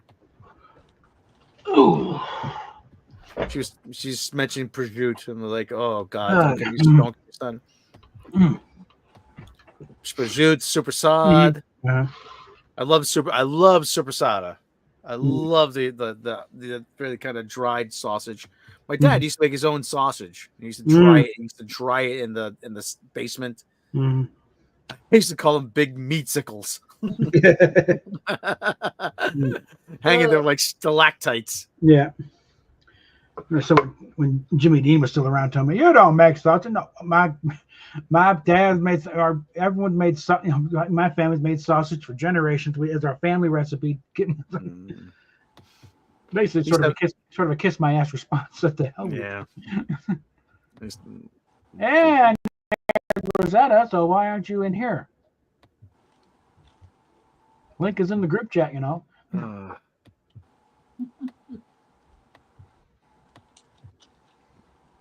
The crazy fuckers. That's right. Yeah. Nice wide-ranging discussion here. My favorite, I love freak. If you ever had Torone, which is a white kind of like nougat and almond candy, Italian candy, that's actually really good. I highly recommend that. It's not election day anymore. It's the day after. No, we're kind of keeping it, because we have differing views here, and I don't want to get into an argument. It's like, it's all over, but the screaming anyway. So, and it's kind of amusing watching the meltdowns. But put the link in here one more time for those not paying attention, thinking it was just that Fortnite stream again. No. Oh God, pardon me. Listen, my back's been hurting the last 2 days. So last 2 or 3. It started when I started hunching over playing Grand Theft Auto. Not saying that, the thing is the results are big enough they couldn't cheat, so we know the results are done. Okay, like Arizona's playing games, but even they're starting to run the leash out. So because it's like, what are you trying to prove? Okay, you already lost the majority. You haven't. She lost the big thing. You're not going to gain anything by playing games. Just get it over with.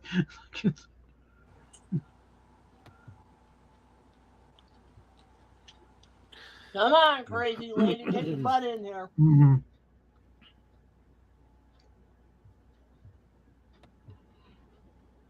I have stopped it. Come on, over with. Get out. Yeah. You get in here and make sure it stops. Okay. I've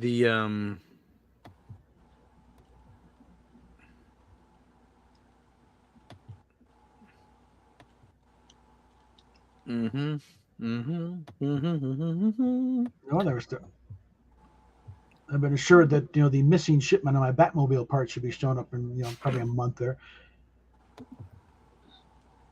They showed on Batman the Animated Series. He hired a mechanic that is underneath the Batcave. Yeah, he pays, and Bruce Wayne pays him very handsomely. Behave, or I'll kick your butts. Yeah. Okay. I haven't said a word. Yeah. No, that was aimed more. No, the more we got was aimed more at him. No, we got mostly talking about mention the Dodgers, but try to ignore the stuff behind me. I'm trying to sort way too much shit. I'm trying to find Italian markets for Captain April and Valenti's in Westminster. Oh, okay. Yeah. Belfiore in Wheat Ridge. Yep, and the gnomes arrived. Well, who do you think I was hanging out with avoiding people? I mean, Lydia, try to fix your camera if you can. I need my gnome face. I mean, You heard my remark before I signed in here. I'm like, I said, "Oh yeah, StreamYard." I was, as an anecdote that I always tell. No face. The anecdote I always tell is that my Mhm. friend Ben Hosen, he says that Mhm. as a Jew, he envies the Italians because even the peasants eat well.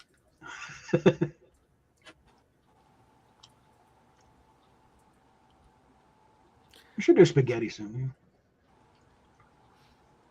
My mom raised 5 kids on spaghetti and pasta. Yeah. We all look like Barney Rubble, but it's. I mean, I picked up a thing of meatballs specifically for that because this thing didn't. No, the ground beef's not good enough. We want meatballs. Okay, fine. Yeah, meatballs. I would rather be raised on what you were, Rob, than being raised on fucking commodities and food bank shit. No. I have some meatballs in the freezer right now that I'm looking forward to seeing how. You are a meatball. Now get your camera fixed. No. My father, my mother and father used to make pasta padano. I don't know if you know what that is. Nope. It's like pasta fazool, but you substitute the beans with potatoes, so you get a double whammy of carbs. Well, questioner, any update on how Mecca's doing? She's getting chemo. Okay. She had I don't know how personal I can get here, but she's getting test a lot of treatment done, a lot of tests done. She's got a road ahead of her. Okay. Let's just say that. We do have a GoFundMe set up. Yeah. For her. So you have to be one of the nicer exes to be doing all this shit for her during this. Let's get the cheap, crass, and snarky question. Is she bald yet? Wow, Bob. Get that out of the way. Get that out of the way right now. Well, if you watched her stream, she does have she has the thing. Wears a scarf over her head. So okay, so she is losing her hair, probably. Yeah. Is that Robert? Yeah, I've made no bones about that's my name. If you go on my Twitter handle, I was stupid enough to put my real name on it. So yeah. It's either me or it's the well-known research scientist Robert Gallo. There's a Dr. Robert Gallo, who's a very well-known research scientist from Atlanta. And then there's you, which is not. The not. Yeah. The failed comedian, failed musician. I'm not going to tell you. Failed yet. Hell no. Nobody is telling anybody's real name. That's bullshit. It's struggling. Okay. It's a struggling. Okay. Up and comer. Girl I'm seeing. Yeah. I am not going to tell you that. But yeah, let's go ahead and just There's no doxing happening here. Whether we like somebody or not, we don't do that shit. No. The ball questions as snarky as I get here. Okay. And I wouldn't even cross to that, even though I don't get along with her, because right now, whether I get along with her or not, I'm hoping her a good recovery because that's the right thing to do. Yeah. Yes. Want her good and healthy so she can get back, and then we can really go at her. Okay. I have all kinds of. Yeah. I research all kinds of information for the American Cancer Society, from rides to help with utilities and groceries. Yeah. I mean, so. Like I said, you've got to be one of the better exes out there because a lot of exes would not. Yeah. Well, I don't know. I think maybe she shaved her head ahead of time just to get it over with and not have to go with it. I've often said that. I wish I was one of those people that just didn't care. I wish I was, because then life would be just so much easier. But I'm not. I can't be, and I'm not. No, that's we like you because you're not an asshole. Okay, stay how you are. Yeah, that's no way to live. And please don't even ask that in the chat. I will leave if it goes political. No, we're not talking that. This is an election-free zone. Let's just say it's complicated and leave it at that. Okay. There you go. Yeah. Aww. Oh boy. If I was up here by myself and I wasn't trying to raise money for Uber drives, then I'd let loose. Pardon me.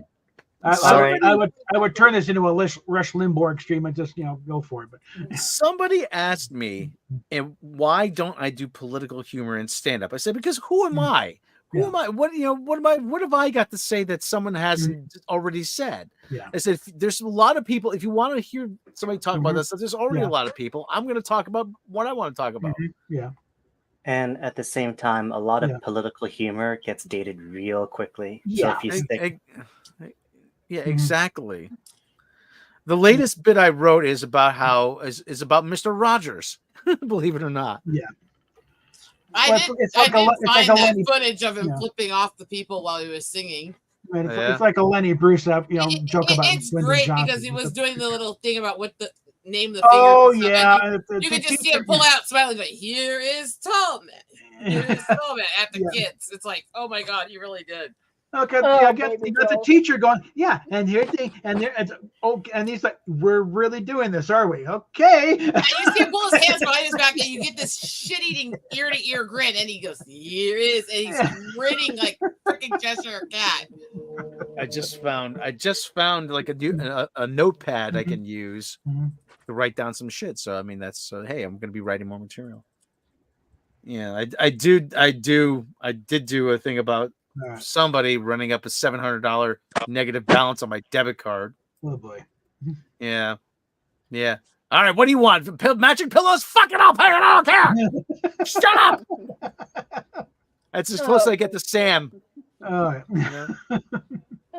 She's picking out. She's picking out matching pillows. I'm buying gas. Yeah. Watching it drift wide right like I'm Scott fucking Norwood for the Buffalo Bills. You happy now? Yes, I've got my gnome visible. Oh, and I actually just over there, I finally pulled my projector screen out, so I can actually pick up my green screen. How many rubles is Tim Pool worth? That only Vladimir Putin knows. Okay, you know what? I'm pretty sure Vladimir Putin cannot afford Tim Pool right now. Okay, he's got very expensive. Okay, all right. Let me just say that when I was with the other podcast, when we did streams with Lauren Chen, I didn't think anything of it because she seemed fairly nice. What did I know? And I don't think I think that's a whole bunch of bullshit anyway. Like I said, that's as political as I want to get right now. She did live streams with a lot of people. What you know? And I'm avoiding politics for many, many reasons, including my own health and sanity right now. I'm short on sanity. Yeah. It's like certain funding sources seem to have some kind of Russian. Doesn't necessarily mean Putin. Okay. There are other groups in there. Anyway, Bob. So yeah. So it's like, Lydia's like, somebody hit Bob's button again, right? I looked at Bob, and because it's Bob's next thing to the pussy, licking the pussy there, Mm-hmm. Yeah, you really have to clean your cooch online, baby girl. She's not doing that right now. She's looking her legs. She was. As Bob I said right now. One leg sticking straight up in the air. And I said right now. Cat, get over it. Okay. Cats do that. Cats are a wonderful thing because they're self-cleaning, self-licking pussies. Yeah. Self-lubricating. The old joke, why does a cat lick a thing? Because he can. Okay. Then it's also impossible to get a paw to go like that. Okay. So. My Rosetta, you're turning a bit red. No, I'm not. Oh, it's the lighting. The glow of the screen. It's the lighting, and she's an Indian. Okay. No. It's that little bit of red pigment coming through the skin when the lighting hits the red hair right. I mean. Okay, we had quite about. Let's see. Gladiator 2. I think it's gonna bomb hardly. Okay, hard. It's not completely forgot that's coming out. No, I actually go with the thing of as far as Deadpool and Wolverine. It's like, no, at this point, Deadpool is Marvel Jesus. Okay. Oh, jeez. I see. Dogs and cats in Springfield. Jeez. Actually, I've seen the videos. Yes, they are, and some guys come forward who is a Haitian himself, but not part of this bunch. Yeah, they are. Which is really, it's really not weird. The culture. No, these people are insane. That's why they're doing it. Yeah, that's what I'm saying. It's really, really weird because it is absolutely against their culture and stuff. So this is okay. There's always groups that are psychos in every group, and torturing and eating pets is something that has occurred within a certain violent element in every community as long as time has been. Yeah. So it's unfortunately not a new thing. And to coin a phrase, they're not sending their best. Okay. How much is that dog in the window? I'm really quite hungry, you see. Is that a Pomeranian or a pit bull? A real Indian delicacy. Yum, yum. Yeah. Hey, Bob. But no, I've seen the videos of the skinned cats on the barbecue in the backyard with some poor schmuck. Like, what the fuck is going on here? Can you grab me another Dr. Pepper? And it's diet, so no sugar. And the ones that are going after it are also no sugar. So I just noticed something else. Speaking about baby girl doing what she's doing, look what Kermit is doing right now. It's because there's nothing holding him up. Okay? Yeah, he's got his rib cage removed, right? Well, it's just stuffing in there. Okay? It's like I'm pretty sure there's just stuffing in it. I mean, if I were to stuck a paper, towel roll up there. Okay, that doesn't sound better, Bob. Stop while you're at. As for the Marvel was just a bad movie. Okay, so no, there's no saving that one. The Marvels. You can only polish a turd script so much. It's like they ripped off the plot point from freaking Mel Brooks from Spaceballs. They got their fresh air stolen. God, crying out loud. Yeah. Did they really put that in the plot? Oh yes. My God. I am so glad I've avoided them for the last 4 years. I'm still wondering if they're going to hold to it, and there'll be Spaceballs 2: The Quest for More Money, or the Search for More Money. Crying out loud. But it's not a matter of cameos. Deadpool movie did have a pretty damn good story there, okay? And they passed the comedy bits. There's some good stuff where he's opened up there. Look, in order to answer that last question, I would actually have had to make myself watch either of them. So I'm out on that one. Even with Deadpool and Wolverine? No, Wonder Woman 84. Yeah. The last question was Wonder Woman 84 versus the Marvels. No, I haven't seen it either. I'd rather not. I would wager that Wonder Woman 84 is as much of a stink blossom as that was still better than the Marvels, because at least you still come away liking Gal Gadot. Brie Larson is just Gal was a lot more enjoyable back when she was first doing the first Wonder Woman before she opened her fucking feminist mouth. Same thing with Brie. No, Brie was never likable. She was always a piece of shit and always a deadpan bored. Let's get that shit straight. Brie Larson is a charisma black hole. Ooh. And this is why I like you, Rob. And if you want to continue, there's PayPal link down below in the description. I need money for YouTube round trip to sometime this week. Brie Larson is a personality. She is a personality void. She has negative personality. Yeah. Freaky, don't please. She has negasality. Trust me. Hi, Freaky, but please don't. No. That's it. Bob, give us till January. We can save Britain then. Right now, let's just have our fun. Okay. All right. Hold on. First, take care of my own here. Oh God. Yeah, I was telling Captain Bob that I've had my back's been hurting for the last couple days for some reason. I don't know what it is. I think I pinched a nerve sleeping on a bad mattress. Oof, that is better than pinching a nerve sleeping on a bad date. I mean, so I've had this pain that runs like through the center of my shoulder blades to my left elbow. Like, okay, it's either that or I'm having a heart attack. I don't know. I love his face when I made that comment. Look at me like, what the fuck is wrong with you, bitch? I don't know. You tell me you're one of my best friends. That alone should tell me how fucked up I am. No comment. No comment. Your hair looks really ugly ever since your cancer, by the way. Your cancer. Your hair's always looked ugly. No, it doesn't. He is actually. He went through brain cancer years ago. Oh, geez, I'm so sorry to hear that. I'm glad you came out the other side, though. And when I said that to him, he knows I said that out of love. It was just being dark to him.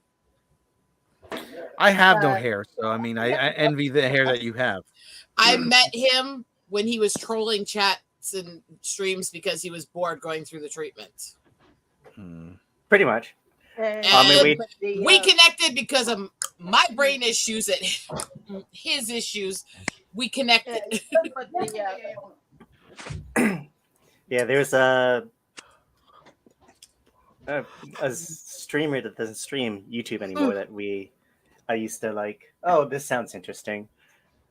No, I won't tell the through link in terms of how I found this channel, but there's like traveling to chemo when I did, and I came across Rosetta with the streamer I was familiar with. And that's how all that happened. And then between my brain scars and seizure damage and his cancer and stuff, when we started hanging out, our favorite thing to say to each other a lot of the time is, "What are you, fucking brain damaged?" The response is, "Why, yes. Why do you ask?" Pretty much. See, you gotta have a sense of humor about this shit. All right. Oh, by the way, my brother Dave, my brother Dino actually got his last.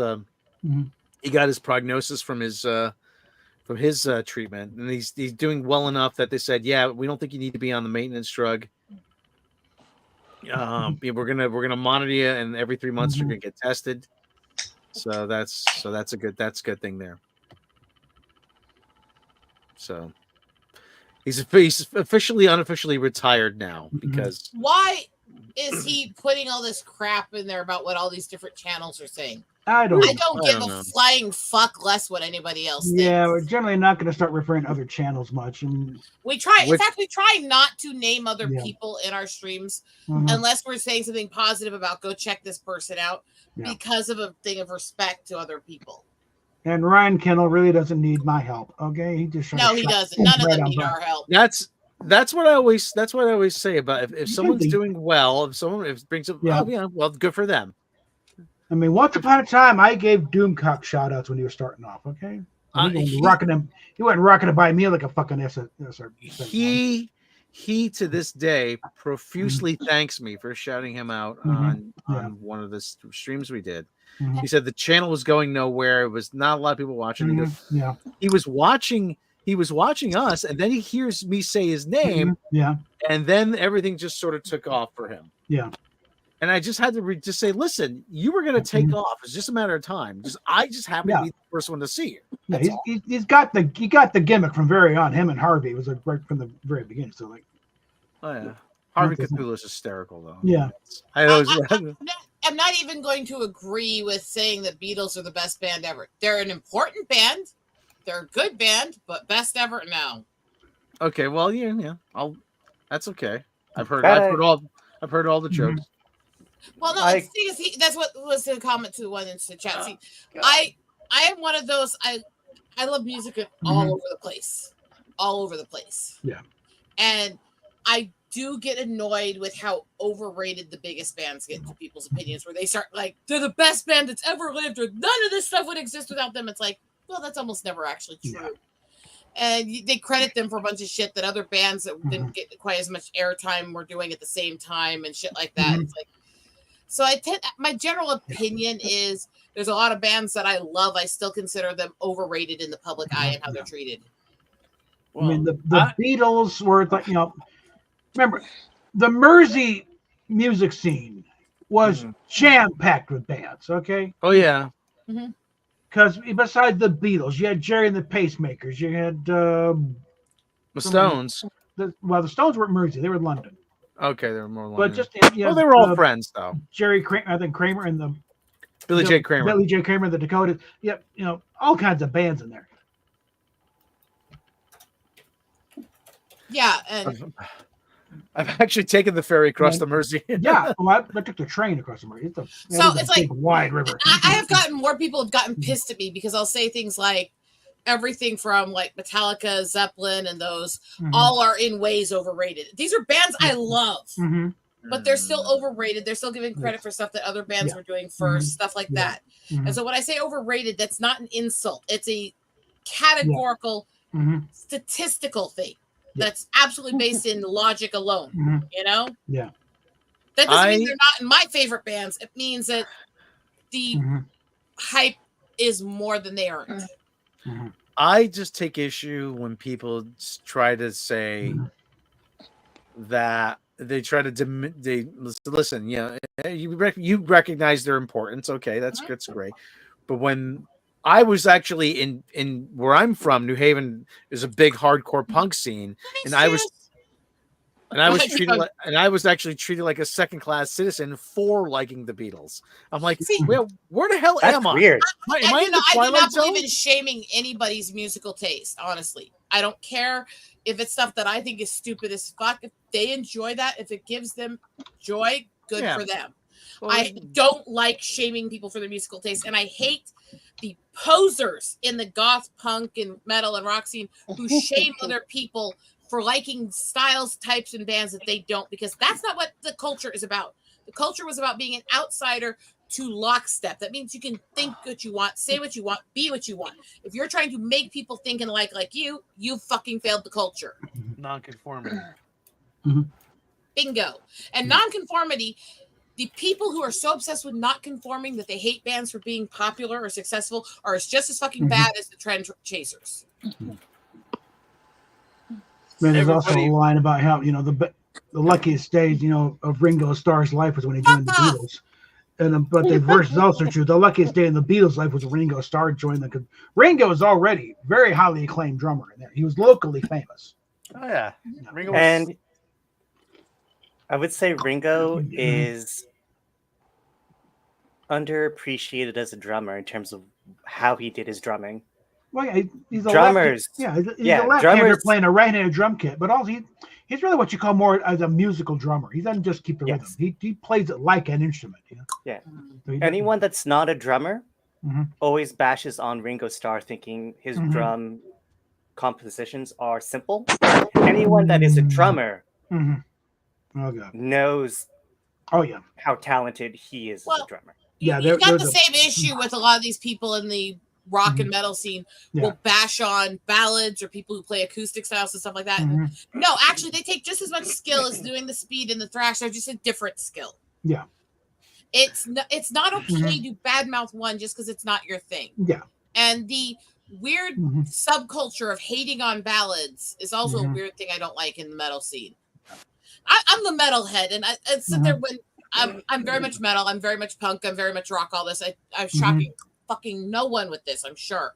Fuck off. Yeah. But I can't stand the posers who want to control other people's taste and styles. I can't stand people who act like you only have to like this style or this way, or these certain genres don't classify it right. We don't like them, or we're going to shame you if you're a metalhead and you decide you're going to like some of the emo rock stuff and stuff like that. It's like, fuck off.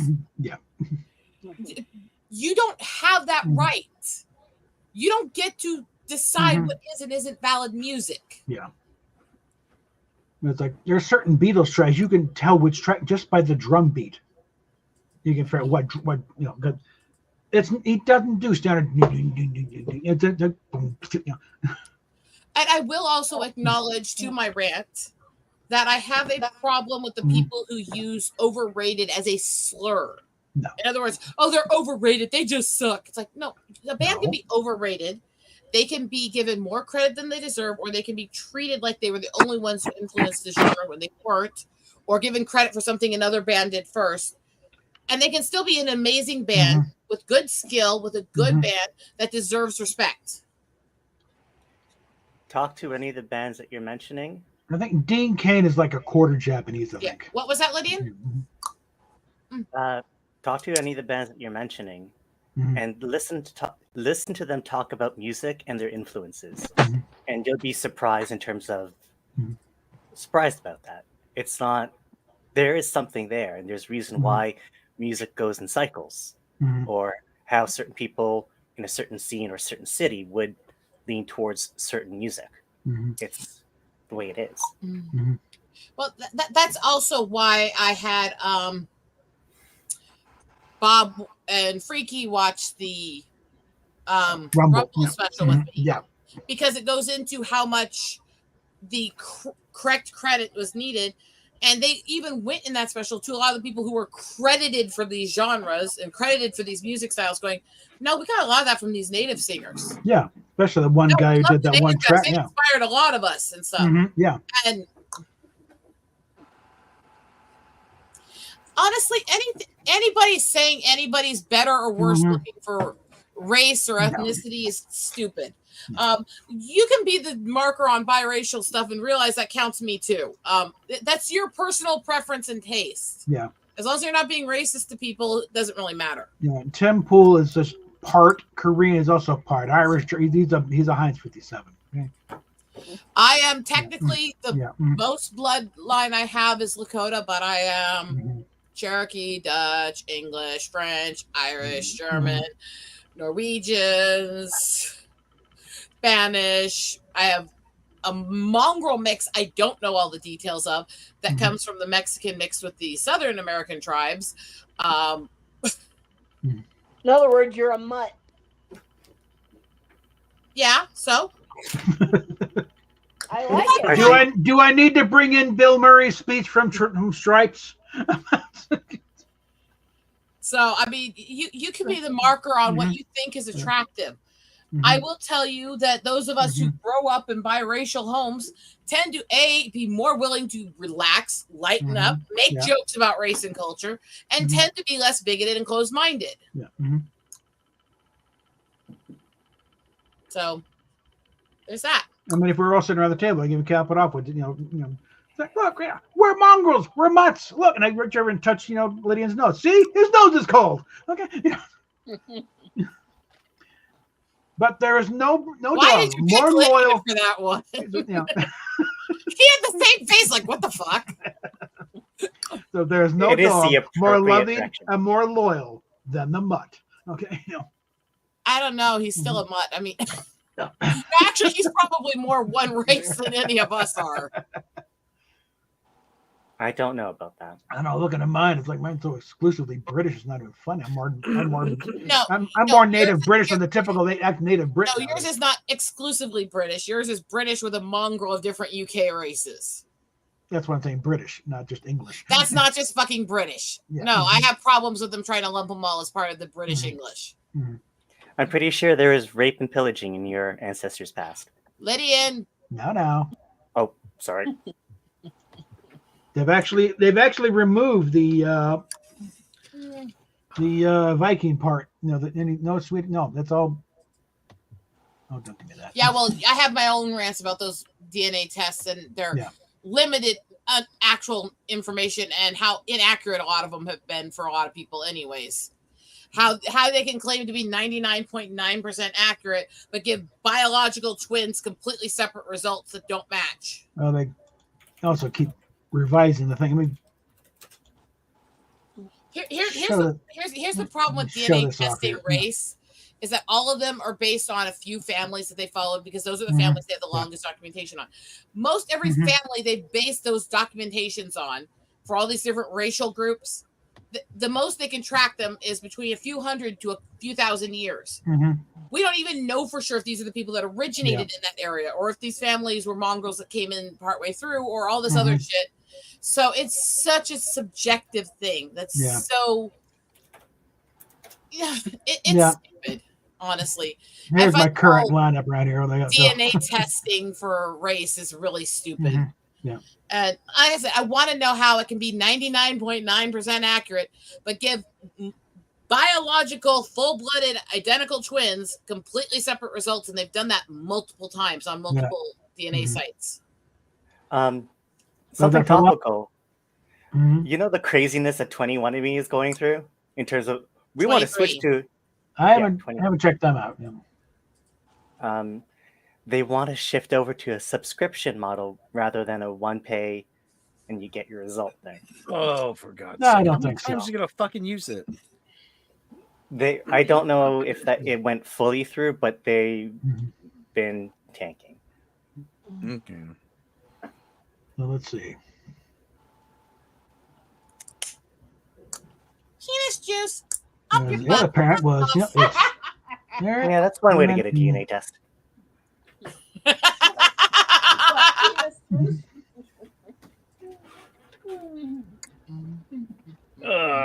only problem I'm having right now is trying to trace back the Watson line. It gets snagged around 1740 because I think they're mixing up a couple, same name. But like, if this is true, then this person gave birth at the age of 11. It's like it's not in that time period. Yeah, I don't think. I don't think so. I can tell people. Honestly that I have very mongrel lineage, but I mean, I'm related to Laura Ingalls Wilder. I'm related to the entire Wilder lineage, which also, yay, right? I mean, yeah. But I have Mayflower blood through things. I have ties to Billy the Kid. I have ties to Benedict Arnold. I have a very mongrel, very historic. Yeah. So it's like, and then you go on my dad's side, and I'm related to the survivor line of Wounded Knee, Crazy Horse, Standing Soldier, and all them. And it gets there's a lot to both live up to and live down. I mean, yeah. Hey. Okay. Do I want to live up to some of those guys? Oh God, fuck no. Do I want to do pride to some of them who were good people and really important historical people? Yeah. And so it's like you're some of your parts, but you're also not. You choose what to do with it. And you can't control who you were related to or who your ancestors were. I have Viking blood in me. I know what they were doing. I know how they ended up mixing with the tribe. That's it. Wonderful time, glorious time. Okay, let's. So there we go. Are we getting a new Star Trek movie? Not anytime soon. No. God, fuck. I hope not. I mean, they keep saying, "Oh, we're developing." No, we're not. Yeah, you can develop all you want, but they'll pay for the development. It's peanuts compared to an actual movie. Ever since the last Trek movie, the preceding Trek movie has been development hell. They don't know what to do with it. Yeah, well, because the franchise keeps, when the ownership changes keeps going around. And well, let's just say Star Trek Beyond just flat out bombed at the box office. Well, there's a few things to that, Des. First of all, depending on how their DNA developed, how they became black to begin with, that could be just natural trade of the tribe. It could be intermingling with other tribes before we were documenting it and tracking it. It could be any number of things that could cause that. There are tribes, as far as I know, have had almost minimal intermingling with anyone that are pale skinned, have often pale eyes and other stuff. I'm a Lakota woman. I'm a red hair. Granted, I've got an albino condition, but still, I mean, red hair is a mutation all by itself. Because Malcolm X had red hair. Okay. Red hair is actually a common mutation for multiple forms of albino. Yeah. Oh, wow. But yeah. So. As far as the Star Trek right now is, let's just say, it's sort of in a state of flux, because I'm sure Skynet is going through many of those same motions right now, dealing with Kurtzman. Star Trek is in a state of coma where they don't know how to solve the problem to fix it. It's a hostage situation with Kurtzman. Kurtzman's the one making the ransom demands, but fuck him. Second season of Academy. It's been renewed for the second season. Hasn't even started filming yet, which I find is stupid. Well, they have a 20-episode order, is what it is. Yeah, it's really massive, and thing is, it's an accounting thing to justify spending as much as they're spending on this piece of shit. Nobody wants this show. Nobody's been demanding. In fact, they've been, various people have had ideas for an Academy show, practically going back to the '60s almost. But Roddenberry shot him down. But no, these people were not at the Academy at the same time, and nobody, then you're gonna do stupid shit like the cadets getting into trouble. It's like, no, they're cadets, they're students. They're back there. This is why we have experienced officers. It's gonna be relationship drama. That's all it's gonna be. Relationship drama. Who's dating who? If I wanted that shit, I wouldn't have been so opposed to watching Game of Thrones. I mean, sorry. It's okay. Don't apologize. You mean dragging the titties? No, that one just went off the cliff, and it started edging That one off. was always off the cliff. It was always a fucking soap opera set to dragons. Let's be fucking honest. But it became a bad soap opera. There's no such thing as a good soap opera. They're all shit. Oh, don't say it to my brother Dave. He loves Knots Landing. Okay, get him to come in here. I'll tell him why soap operas are a pile of dog shit. I could easily get back into Coronation Street or East Enders very quickly. But soap operas used to serve as a very important function because it gave writers an opportunity to write and get better. It used to serve as an important function because it helped a bunch of bored housewives not want to off themselves. Yeah, that's the other thing. And a way to get in the mind of, hey, this will get your laundry, nice and clean. They still soap. Yeah, they still used to be. Yeah. Hence the name.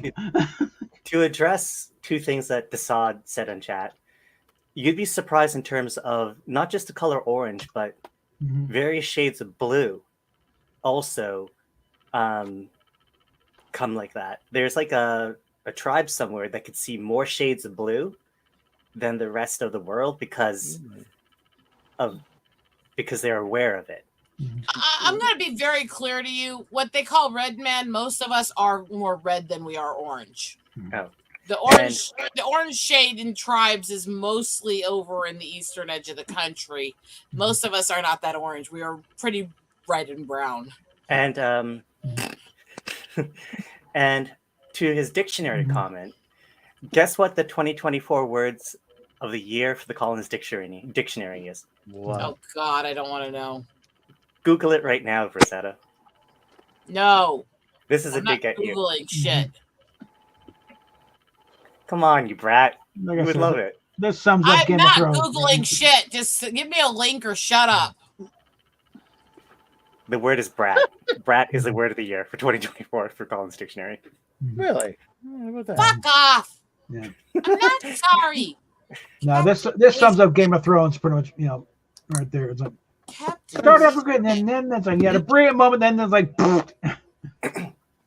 we're out of here. We got a Star Wars show to do. Based on this infograph, even the start is ass. Well, you start up here. This is where all the goodies are, Yeah, the ass. Yeah, and down where the genitals are. Dig in for the bullshit. I mean, but we start getting actually wrap it up and have some actually thoughtful. Now, Daddy kind of forgot about the Iron Fleet. You fucking morons. No, not all humans are a shade of olive. No, that is grammatically and coloristically incorrect. Sorry, I'm going to disagree with you. There's nothing olive about the skin. As Okay? the colorist who's worked in stuff like that, and the artist, and somebody who's studied cultures, skin tones, and ethnicities her whole life, I'm going to disagree with that one. They may all look olive to you. That ain't true. me and the purely northern, British and northern European descent. There's no olive in this. This is all pink. Because the color olive requires shades of green in it that not all skin tones have. Yes, that's true. Polar bears do have black skin. Yeah. As for hydrogen, one word, Hindenburg. Okay. Now I like Ford is pushing hard on hydrogen technology. And it's like screw the EV. They just stopped making EVs entirely.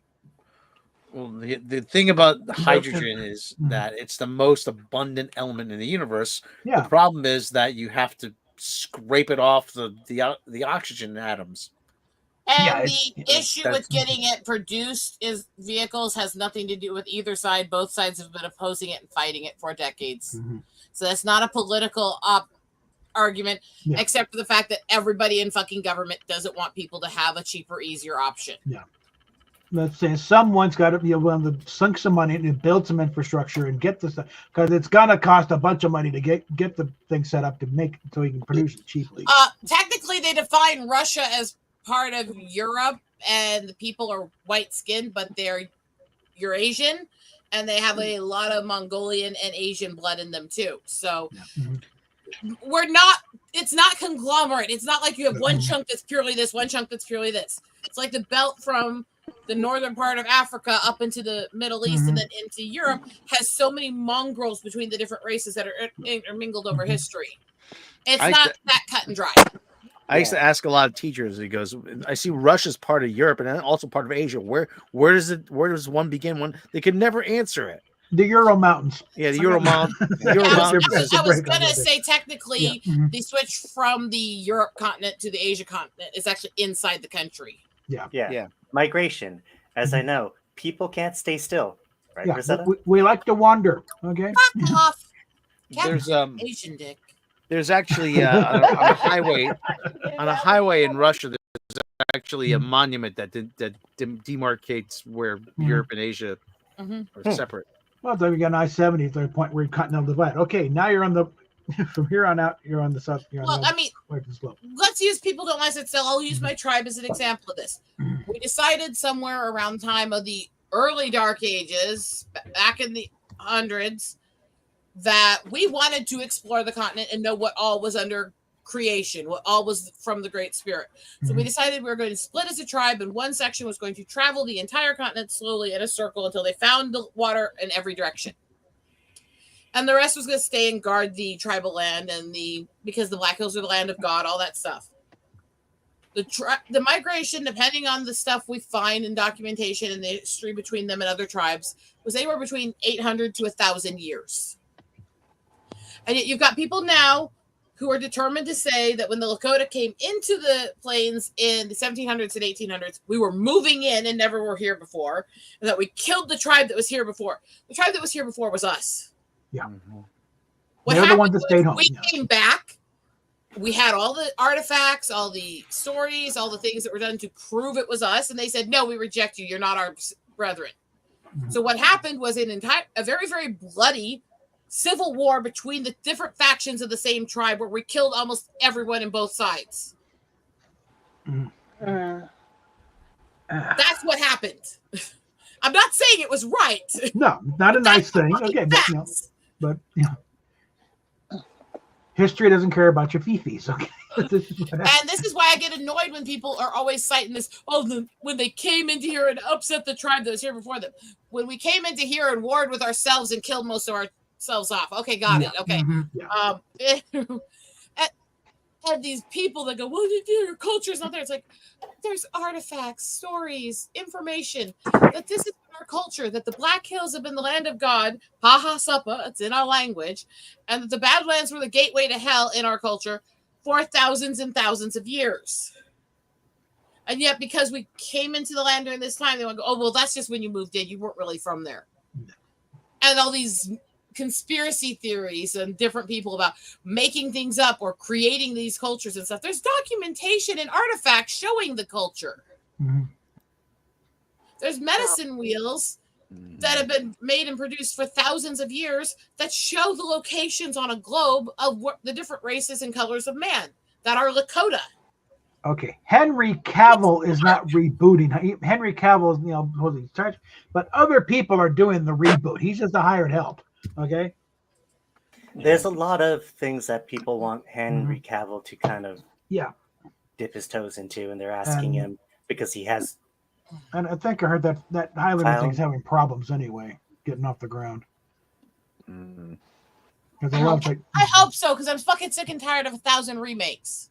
And there was nothing.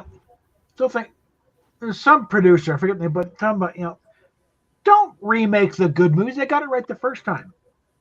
Bad movies, remake those all you want till you get it right, but the good ones, leave them alone. I wouldn't even mind if you did something like, okay, there's pros and minuses, but like with what Brooks approved, and they redid the producers specifically to work with the Hollywood show that he worked with them and wrote. that was putting it into theater. So because they were switching genres and switching all this stuff, they rewrote it and redid the movie to lure people to the theater show. That's a little different. Especially since that was with the original creator still involved. Yeah, the Broadway show is like, Mel Brooks is the Broadway show, it's not bad.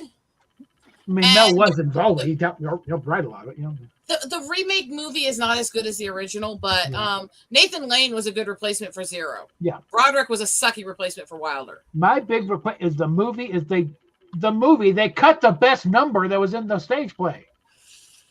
The King of Old Broadway. There's I saw it on Letterman when he did the whole cast but where's his movie? And they did the deleted scenes. One of the few movies I do want to see a sequel to or something to continue on the story is The Last Starfighter, because they do hint at a larger kind of world. I think there is some movement on something. I would love it if we could trust the right people to get their hands on it, but we can't trust it. So let's leave it. I mean that's other part of the problem.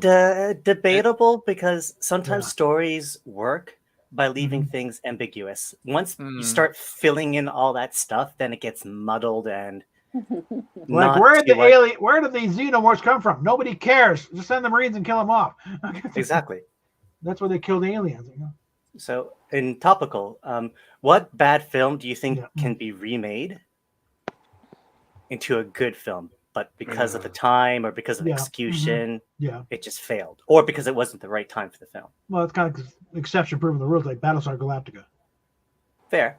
The original show, if you really look at it, really wasn't that good. It was rushed. Some of the scripts needed another polishing. The production was they didn't really find the footing till like the very end.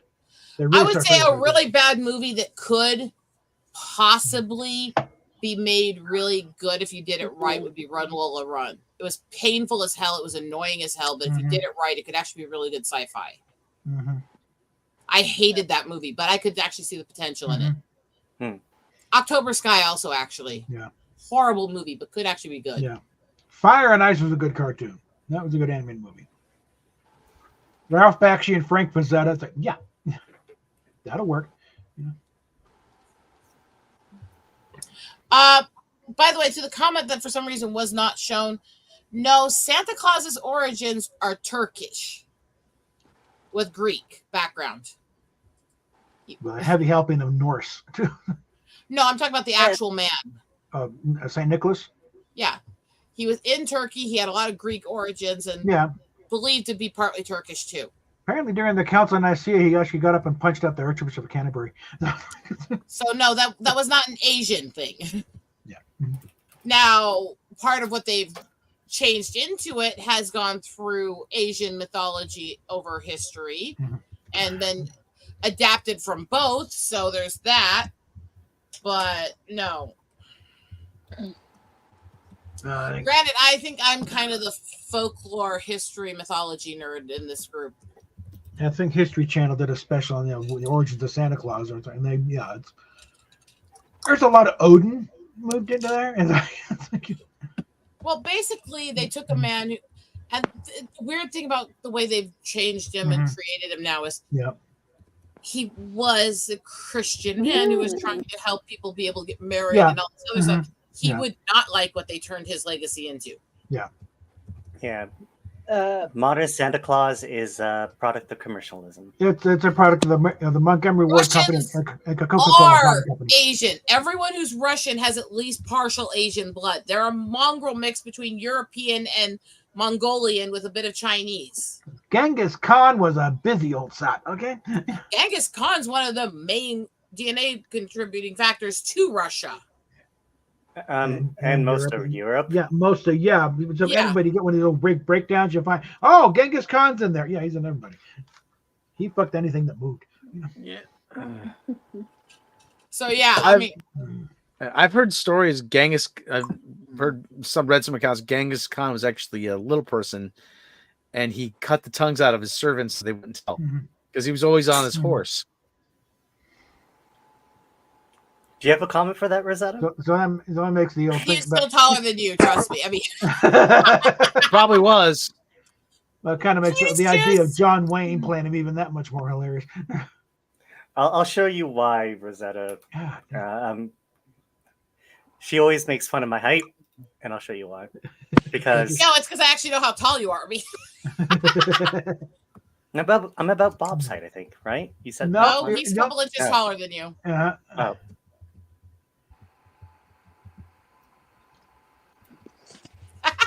That's not helping you. Yeah, that's why. That's really not helping you. Okay. Look, it needs to know. We just didn't know that. I mean, for something about him, when he shrinks himself down to about the same place in the camera as I'm at. Oh, yeah, show them the gnome I gave you for your birthday. Tell me this gnome does not look like him. Go back up here. Look at this. It's a little nerd gnome with glasses. Oh, boy. I don't know why my camera is trying to blur it out. Let me see if there's some blur settings here. Go closer. It's probably the green screen because how far away you are. Yeah. Because it's a green hat. I don't know. Everybody see this? There's a flurry of stuff on Richard III. I sent him a gnome for his birthday, see? Cute. No, but on that thing, when they found Richard's, skeleton in the car park. That's a turn.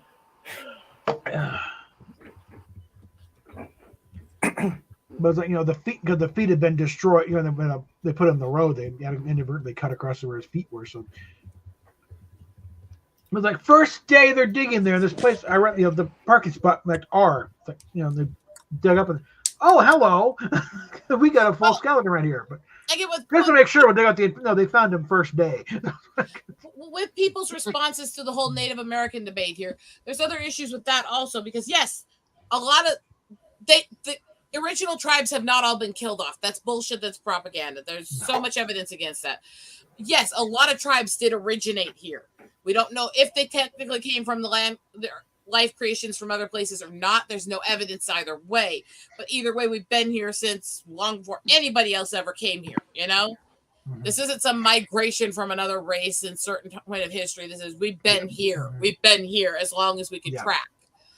And there's a lot of mythology and religion and folktales about life created here in the Black Hills. So, but there's also multiple tribes that came in from different parts of the world when they were migrating or fleeing places of persecution or other stuff and became adopted into the tribes here and have intermingled so much with the tribes that they are significantly native with their original roots mixed in. And all the tribes that intermingled with them have amounts of those tribes mixed in now.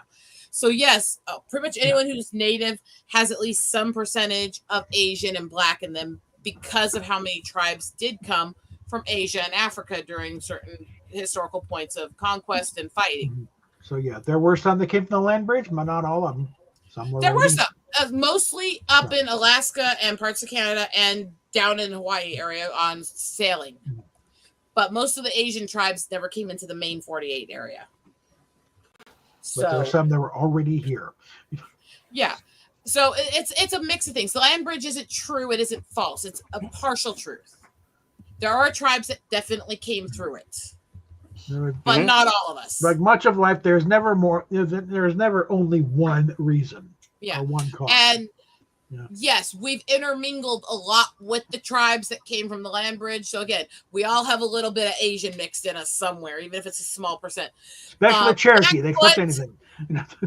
Hey, that's my ancestors, you fucker. I mean, Cajuns are Creole. There's a difference. Blackfoot, Blackfeet, and several other southern tribes actually do have African roots. That's part of why they look as dark as they do. Also, a lot of the tribes that look black that are not African roots are in the south that have mixed with the tribes that came from the Black roots. So there's still an amount of African blood in them. So it's a combination of both. It's like there's an amount of Hispanic that's mixed into most of the tribes at this point from the conquest of South America, from all the mixing of South American tribes with Hispanic people, which created the current races we have now as Hispanic. And those have come up and down, back and forth many times and mingled with the other tribes. So yes, Native American as we sit, we are a very mongreled race, even more than some others. We are a very big conglomeration of what was this continent mixed with all the people who keep coming here because they won't fuck off. I mean, fuck off. But this is also why I say it's not a position where most people who are native, who we know anything about our ancestors or our cultures or our religions or any of that, we tend to be more accepting of people who don't look like us or are from different races because we know we're Mongol, then we're going to have some of what they have. And the ones who tend to be bigots tend to be the urban Indians who don't know shit about what we really are and think they want to be black gangbangers. I mean, no, you got those French trappers. They start up, north, and they made their way to the Mississippi and just right on down to the Gulf. So, and I resent your comment about the Cherokee being as true as it is, considering how much Cherokee blood I have. I mean, look, there's a reason what 99% of people who actually do find that they have native ancestors who are documented native, they're almost always Cherokee. Yeah. The Cherokee were the hippie free love tribe. They fucked everybody who was willing to fuck them. The Cherokee were good-looking people. You see Rita Coolidge, I have enough documented Cherokee in my blood. I could have gotten tribal membership there. The problem is most of the tribes will not let you have dual membership with more than one tribe. And the Lakota and the Cherokee do not exactly get along. So if I went for membership in Cherokee, which is easier for most people to get anyways, I could not do my tribal enrollment for the Lakota very easily. Because why do Mexicans look like Chinese? Same topic that we're talking about. All the intermingling. Yep. And it's just that they moved somewhere else and they developed a different culture. Because of a lot of the Asians that did become natives coming through the Hawaiian Islands and up, there's more mingling with the Asian natives in the southern tribes than there is the northern. The center of the country, the U.S. proper area, is mostly more the original. The Asian influence is mostly in the south and the north.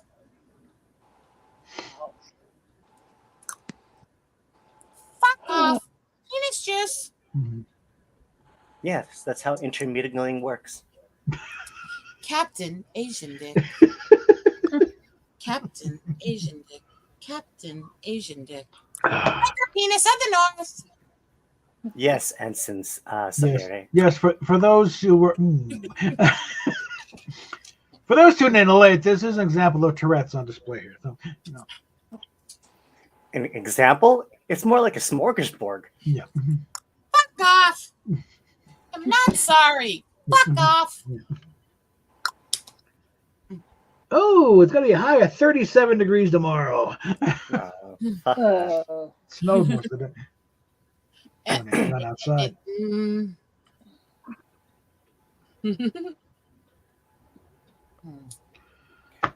Okay. What Star Trek?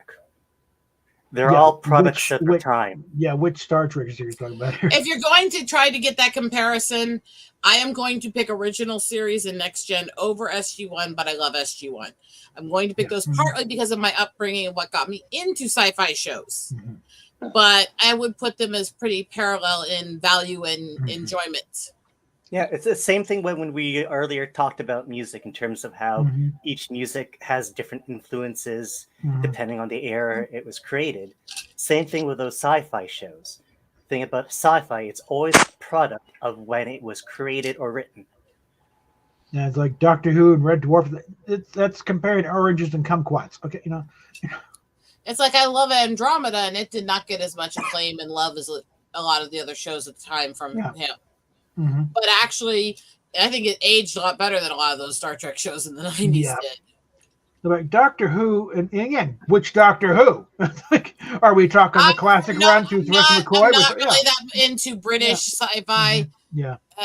I'm not. Sorry. I'm not really into those. But you could talk to my husband about that. He's a huge Red Dwarf fan, but fuck off. Captain Asian. Oh, yeah, Firefly. Venus. The reason why Firefly failed is because they originally aired it out of fucking order. Well, Fox didn't know what the hell they were doing. The reason Firefly failed is because Fox treated sci-fi shows like fucking bitches and heat. They tried to market it like it was some kind of sci-fi comedy thing. No, it's not. And again, it was a story from beginning to end. Yeah, and they did throw the order in the episodes never even saw air. But they ran the first episode last. That was the real insult right there. Yep. I mean, granted, it did give Joss Whedon a chance to go back and fix things that didn't quite work for him, so he got a better episode as a result. Okay. Because in the original version of the thing, it's like it looked more like a stage play. Okay, all surrounded with the aftermath of the Battle of Serenity. Sorry, Stephanie. What's up? Well, I'm getting like really tired, so go rest. We can bullshit without you. Yeah. Yeah. So, we love you, girl. Get some rest. rest. You're already in bed. Come on. Okay. Back off. Yeah. Good night, Stephanie. And just remember, the gnome loves you. Aww. That was sweet. That's one for a t-shirt. Yeah. Okay. And night, guys. Night. Goblins. That's a card. Okay. That's the problem. I was watching this goth reaction YouTuber, and that's what she was calling her neighbor's kids. Penis happens? Penis goblins. Goblins. Yeah. Oh. And apparently today, off and on, I've been ticking it along with the other one that I tick at kids sometimes. Yeah. Now, Firefly, a lot of it. That one. Yeah. Mm-hmm. What was that one? Penis sprouts. Get that one down. Okay.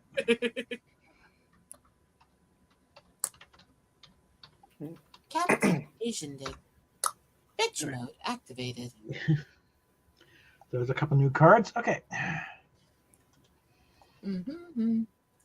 Now, Firefly, it's like the writing was, it's kind of the Joss Whedon situation where it's like great dialogue, but a lot of it's interchangeable. Not necessarily specific.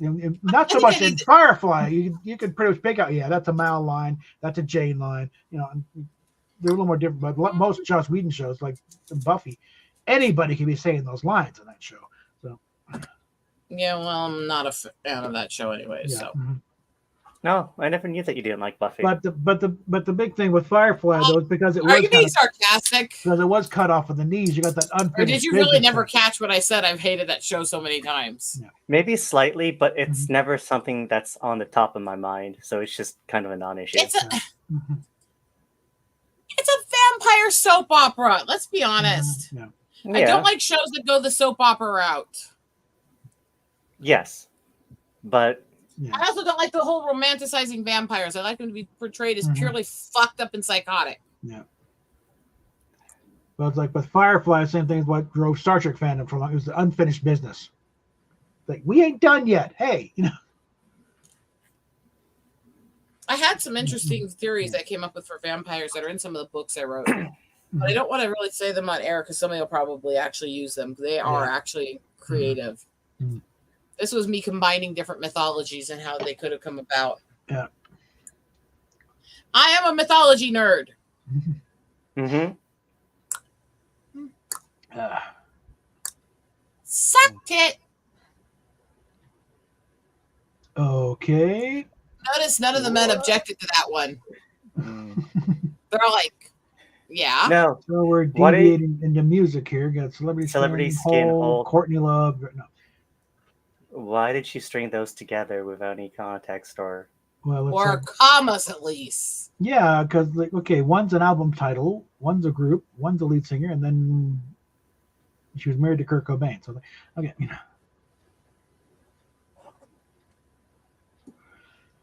Captain Marvel. Oh God, that movie. Piece of fucking fecal matter.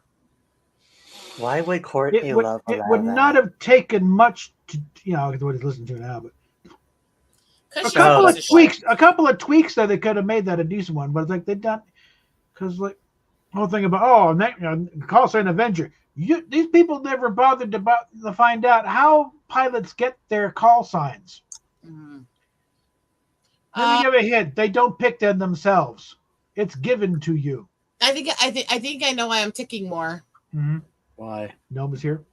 CBD didn't take. No, blood sugar's low. And that too. No, pilots don't choose their own call sign. They're given to, and usually it's rather rude. It's like Animal House. From now on, your name is Weasel. Yeah. From now on, your name is Mothball.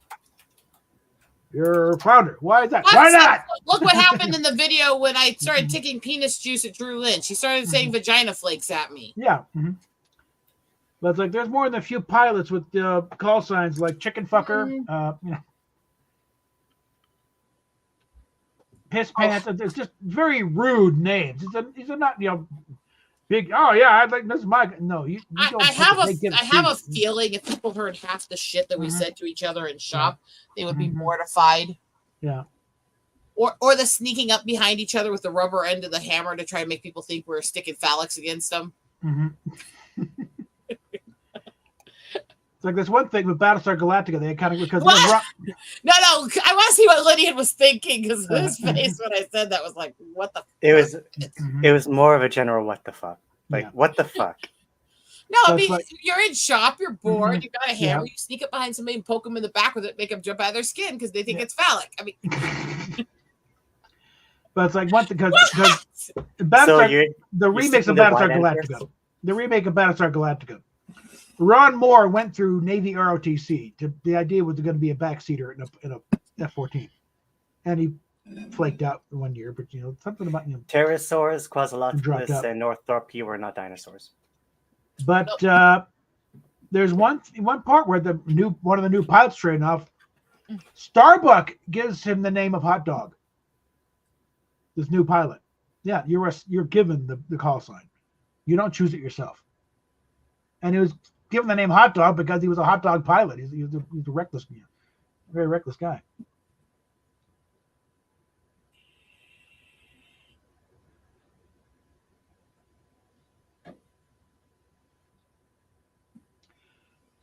As far as dinosaurs, yeah, I think it's been pretty much settled now. Most dinosaurs, that birds are descended from dinosaurs. Because looking at the bones, these are not reptile bones. But think of it like emus and ostriches, that sort of thing. More than likely, I don't know that specific type of albatross, but albatrosses tend to be the seabirds. They're the Goonie birds. That's right. Big gigantic wingspan, klutzy as fuck on land. But once they get airborne.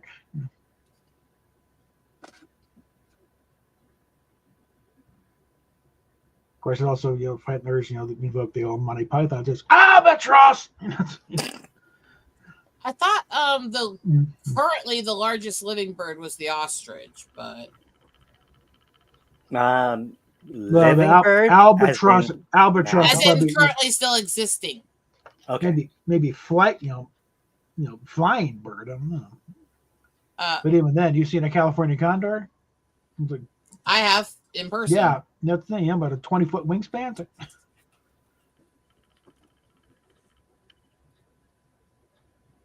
And I thought the flying one was it was one of the ones in the vulture family. Oh, yeah. Corey Bustard. Yeah. These buzzards get big, okay? I'm sitting here going through information in my head and looking at my photo logs, going, oh, wait, that, yeah, that's right. Because this is where the body's about the size of a human, and then you got the 20-foot wingspan. Baby girl, stay off that shelf. Has the YouTube algorithm gotten more aggressive in terms of censoring things?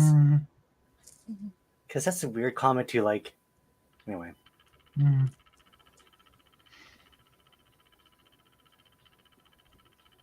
And again, I'm imagining becoming so many people catching this as reruns. Yes, the link's in the description for a link to the PayPal. I need money for YouTube for Uber Drive for get that so I can drop off my timesheets. So a reminder, I'm not just doing this for my health. No. If you worry, that would be such a waste. I'd be dead already if that was the case.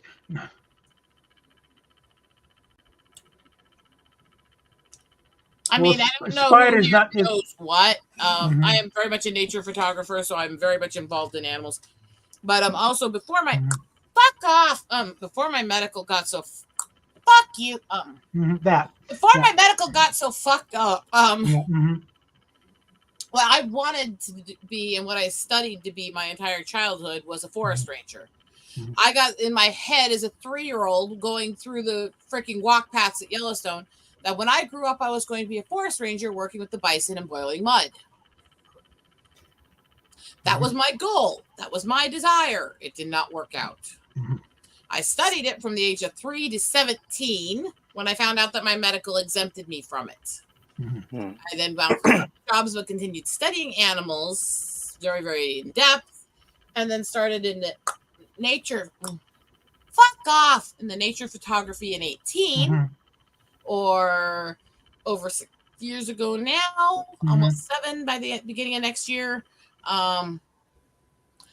and have been heavily working in animals and researching them and studying them since volunteering with the NR. So majority of my life has been spent studying animals for work and stuff, and obsessively studying history, mythology, and literature, and prose and language for my obsessions outside of work.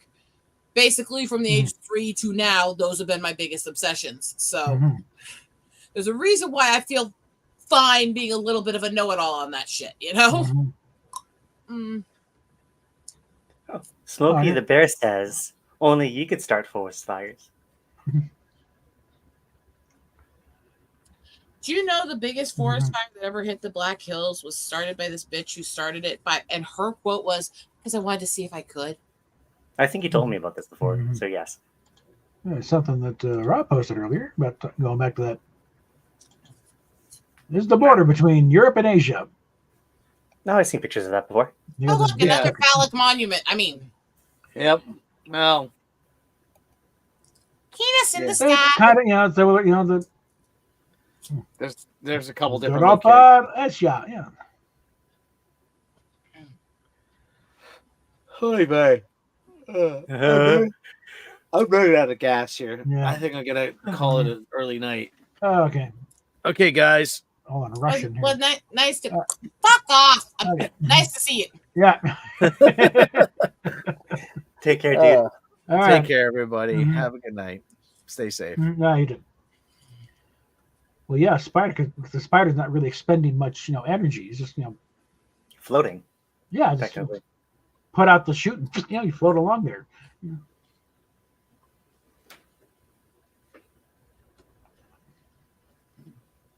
Ow. You all right? Kind of a big grandiose version though for the Monument of Four Corners.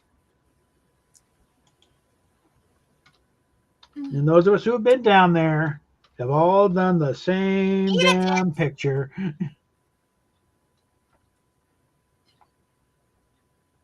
a dick. Somewhere there's pictures of me doing the same damn thing. Eat a dick. No. Do a little version of Twister. Eat a dick. One hand, one foot in each state. Well, I think when we went down there, it wasn't quite, it wasn't a bright day like that. Would you stop saying you were doing things before I can never stop fucking ticking that?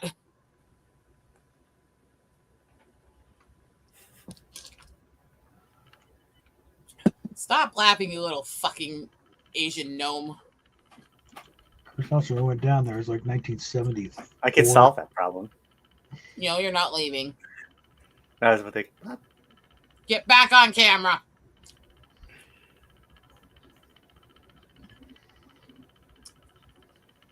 Hey, I went through the trouble fixing this for you. I know. Suck it.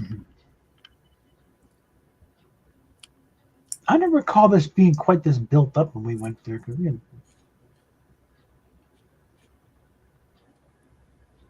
What in particular? This is Four Corners. This is the part right here where you got Colorado, New Mexico, Arizona, and Utah. Right there in the middle, this big old thing here. Well, that's where they all meet together. We don't have any screen shares still up, you dumb fuck. Oh shit! All right, I'll fix that. Sorry. We just have to use our imagination. Dumbass. It happens. Okay. But yeah, it's like So like, oh, there's some version of the same thing where you got a hand and a foot in each state. The thing is, when we went through there, it's like, again, I don't recall it being quite this built up. Because I remember just really this part. That was it. Small parking lot. I don't know, maybe a bathroom.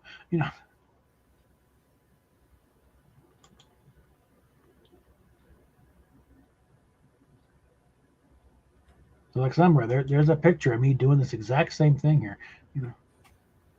Okay. But Dick. Are you on all fours on the four corners, Bob? At the time, yeah, but I was like, I was probably 9 or 10. Okay. Oh, okay. Or 12. I don't know. It depends on what year when we went through there.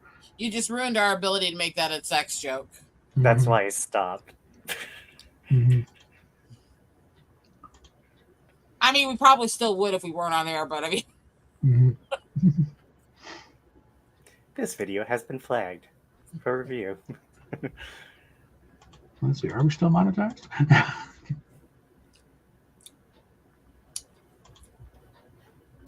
Yep, still monetized. So you're okay so far. Fuck off. Get that out of the way there. And you said monetized, and my ticks are like, I can fix that. Grass in the field, still monetized. Let's play ball. Suck balls.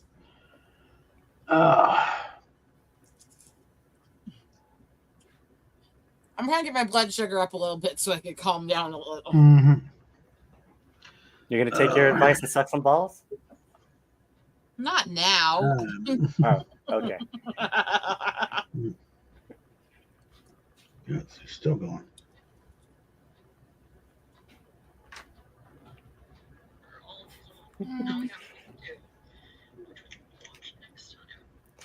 I had the most rude comment on my mind. Mm-hmm. I think we should wind the stream down and watch something crude. Probably, yeah. Since no one's come through with the $50 I need for that round trip, I'll let's leave that as a parting shot. It's like, yeah. Don't look at me. I'm broke as fuck. Yeah, I know. Usually I look at some benefit. Oh, here you go. Yeah, thank you. Now we're going to get back and enjoy ourselves. Yeah. It's not like I haven't helped you out when you've been broke a few times. Yeah. Not like your wife hasn't sent me gifts to cheer me up when I was broke. Yeah, no, yeah. It evens out, right? Yeah, I know. So again, this is for the rerun crowd mainly. So PayPal link in the description. And again, PayPal link because of super chats that they don't hit soon enough. And Fuck off. Penis juice. And plus YouTube, I get 30% of it. No, PayPal, it all comes to me and all gets used. So with that, I think we'll just go ahead and we will talk at you later, kids.